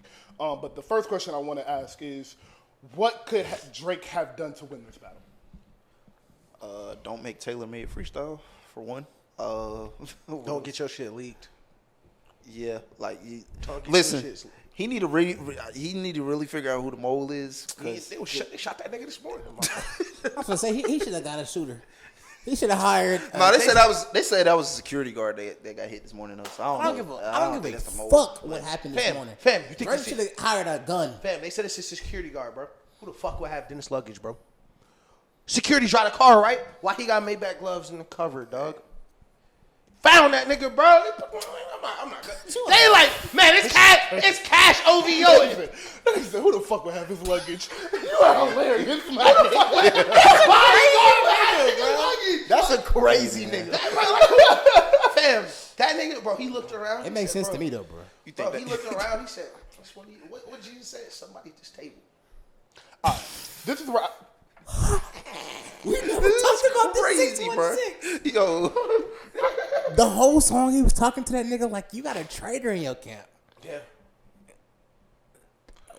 the Luke 616 is Luke 616. Judas And is you know what? It's so funny when 616 came out. Niggas was like, y'all dragging it, all these meanings, y'all are so lame. Everything Kendrick say, y'all done. No, he really meant that shit. I think he had like 4 or 5 different meanings for 616. I do not think that was by coincidence. Bro, it's too specific. What the fuck is 616 in Compton, bro? Literally, Like, bro. I do love them niggas both taking each other's song titles. I love it. Also, that's good for the sport.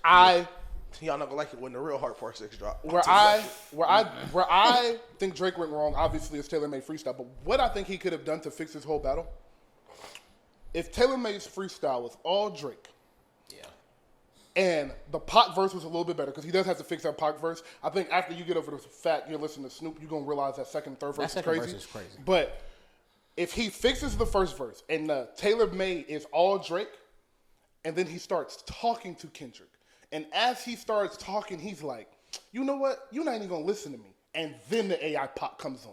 And for the last 15 seconds, it's AI Pac talking shit to him. Just some silly shit. Just some silly shit like that. I think that changes the momentum of the battle differently. Because I don't think the use of AI was a bad idea. I don't think the use of Pac was a bad idea. I think just how he did it was wrong. I think there is a way to do it correctly for sure. Yeah. I think how he did it. Because that Pac shit did infuriate him to some extent. Maybe not necessarily the AI, but like the made ring him and mad. all that shit. That AI shit made him mad. Bro, he said, before you make Pac turn in his grave, nigga, like Canadian pissed, nigga. He said that's the last thing I did. Yeah, Nigga said you got the ring, I'll double the wage, bro. But Mike, I think there's a way he could have did it correctly, like you said. But I think it was the delivery is so. For me, I can't get over it because he's using Pac and Snoop to say some shit he never say to Kendrick. Yeah, you would never say.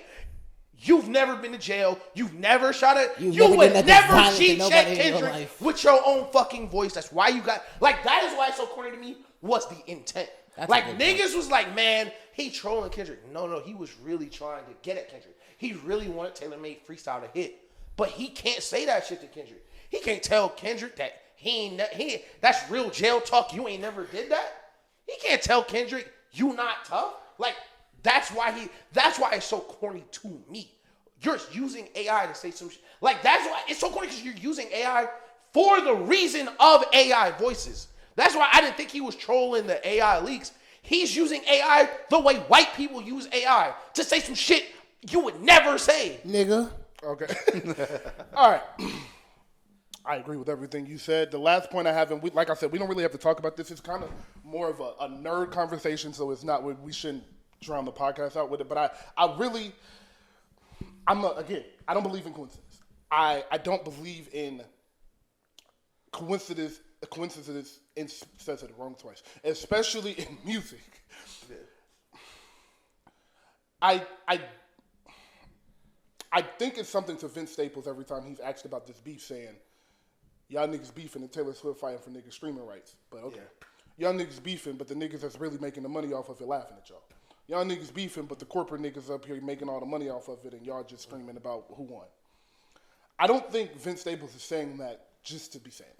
I don't think that's just like same old Vince Staples, always so smart. I think he is saying that with the reason, but because he is who he is at this point and is trying to become a TV show nigga, he can't really get into what he means.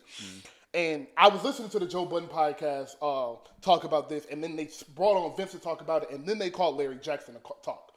And as I am starting to put all these stories together, I went down like 6 Reddit threads to put all this together. Like That stayed number 1 through a Beyonce album and a Taylor Swift album. And an Ariana Grande album had come out a week before that Future album. A Beyonce album and a Taylor Swift album. A rap song with Future and Kendrick Lamar, who I think have 2 or 3 number 1 records, goes number 1 and has been number 1 for 7 weeks. On the record, they're talking to the biggest nigga in the world. I am asking myself, why is this happening? And sure, the easy answer is Drake and Kendrick got beef. But is there something bigger to the beef? And what makes me think there is now I'm rolling with it's 7 niggas. It's 7 niggas. And it's not just niggas, it's them niggas. And then I started going down a rabbit trail, okay, well, why would niggas be beefing with Drake? It has to be something money, contract, record deal wise. Yeah. Drake at the beginning of Champagne Poetry says, The 20% I own of you is my Tootsie money. Mm-hmm. Drake also said on Family Matters, man, nigga, $400 million was my last deal. That's light work right now. So let's just say light work is 400. Let's say Drake got a $700 million deal right now. Let's say Drake deal is $700 million. He got 20% of the weekend, because that's who he was talking about. He got 20% of the weekend's masters. And then he got everybody else on OVO's masters, party, all of these masters.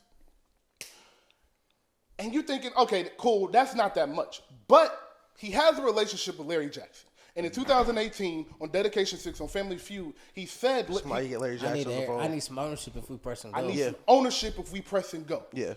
2 years later, Gamma Records. Come on, talk to me, brother. Who was on Gamma Records? Hello. All them niggas. Rick Ross. Yep.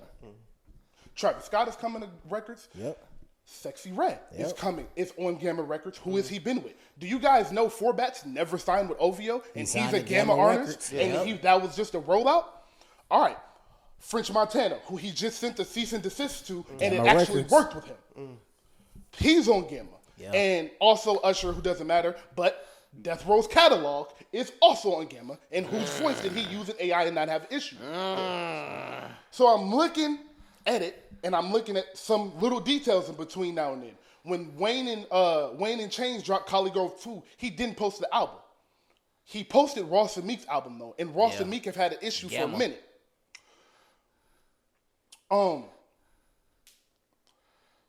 So where I think the issue really is the Michael Jackson arc that Drake is on. Is buying niggas masters up.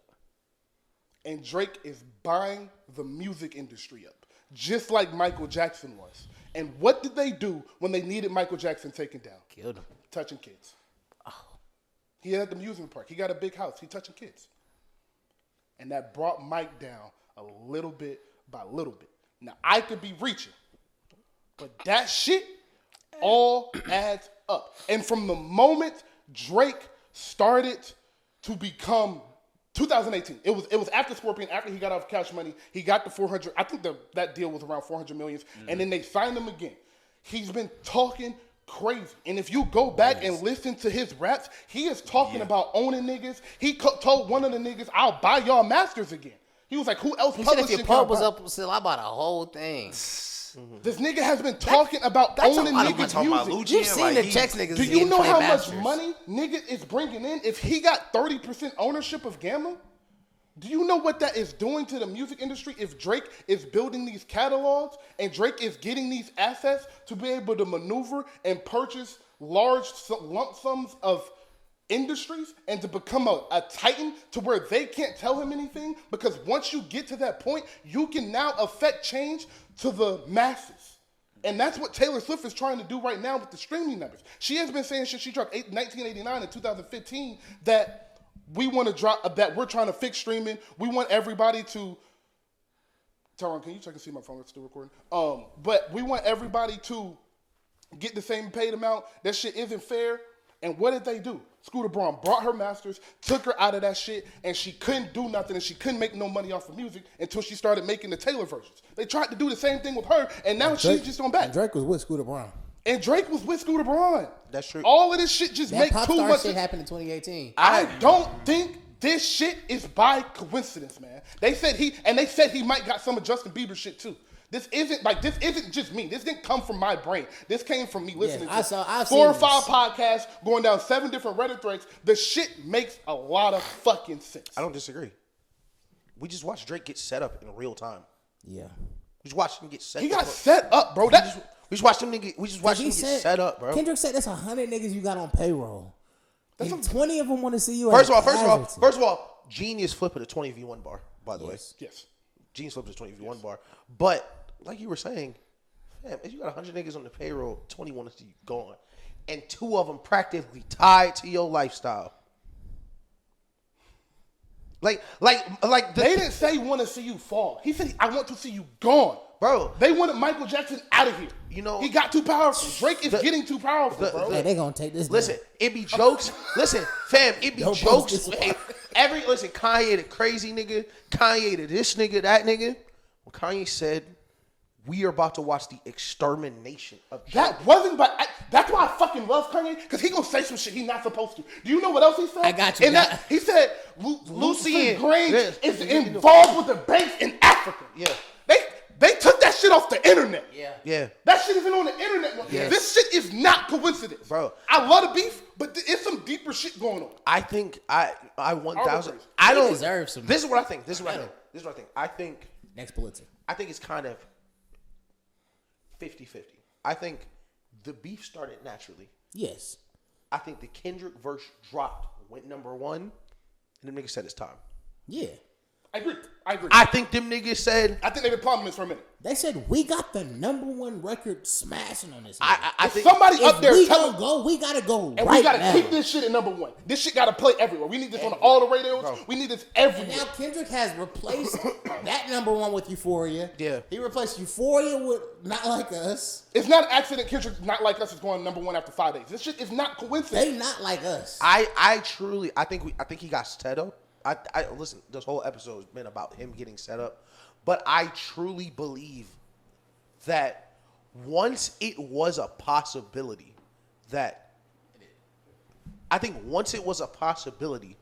that Kendrick could do it, niggas signed on to it. And that's why, like, the beef doesn't change until after Push-Ups drops. Because A$AP Rocky is on that album talking shit. Yeah. Where the fuck does A$AP Rocky come from on the Future album? The thing is, everyone had the green light to go. And the flip side of it He is gonna get boomed. the flip side of it is whoever owned what we talk about Drake paying a lot of niggas bills. It's a lot of niggas unhappy this morning. It's a lot of niggas unhappy this morning. I don't know if niggas watched John Wick, but John Wick origin was he wanted out of the game. So I gave that nigga a task nobody could do. And the bodies he buried created this dynasty, nigga.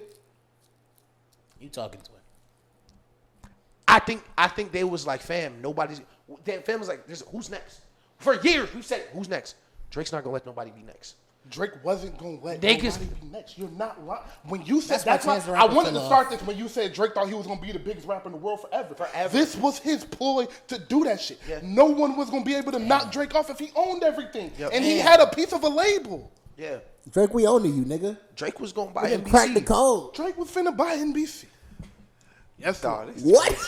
Hey, this has been episode 75. I ain't gonna lie. I cooked all over this shit. I cooked all over this This shit. has been episode 75. This has been amazing. Thank you for watching us. We never told y'all to subscribe. I hope we were so entertaining. Y'all did that regardless. Thank you to Tyrone, AZAYLA, Charlene, and Chris for coming through. We will be back next week with episode 76, but hopefully Grace and somebody else. Grace, he wasn't shaking his head at you if you saw that. He was yawning. I'm so tired, y'all. But been doing this shit for a long I'm happy. I'm happy with y'all. I'm happy with this beef. We lived through history. Y'all have a beautiful week, a beautiful day. We love you. We are the show about nothing. Y'all are the twins. This has been episode 75. Bitch.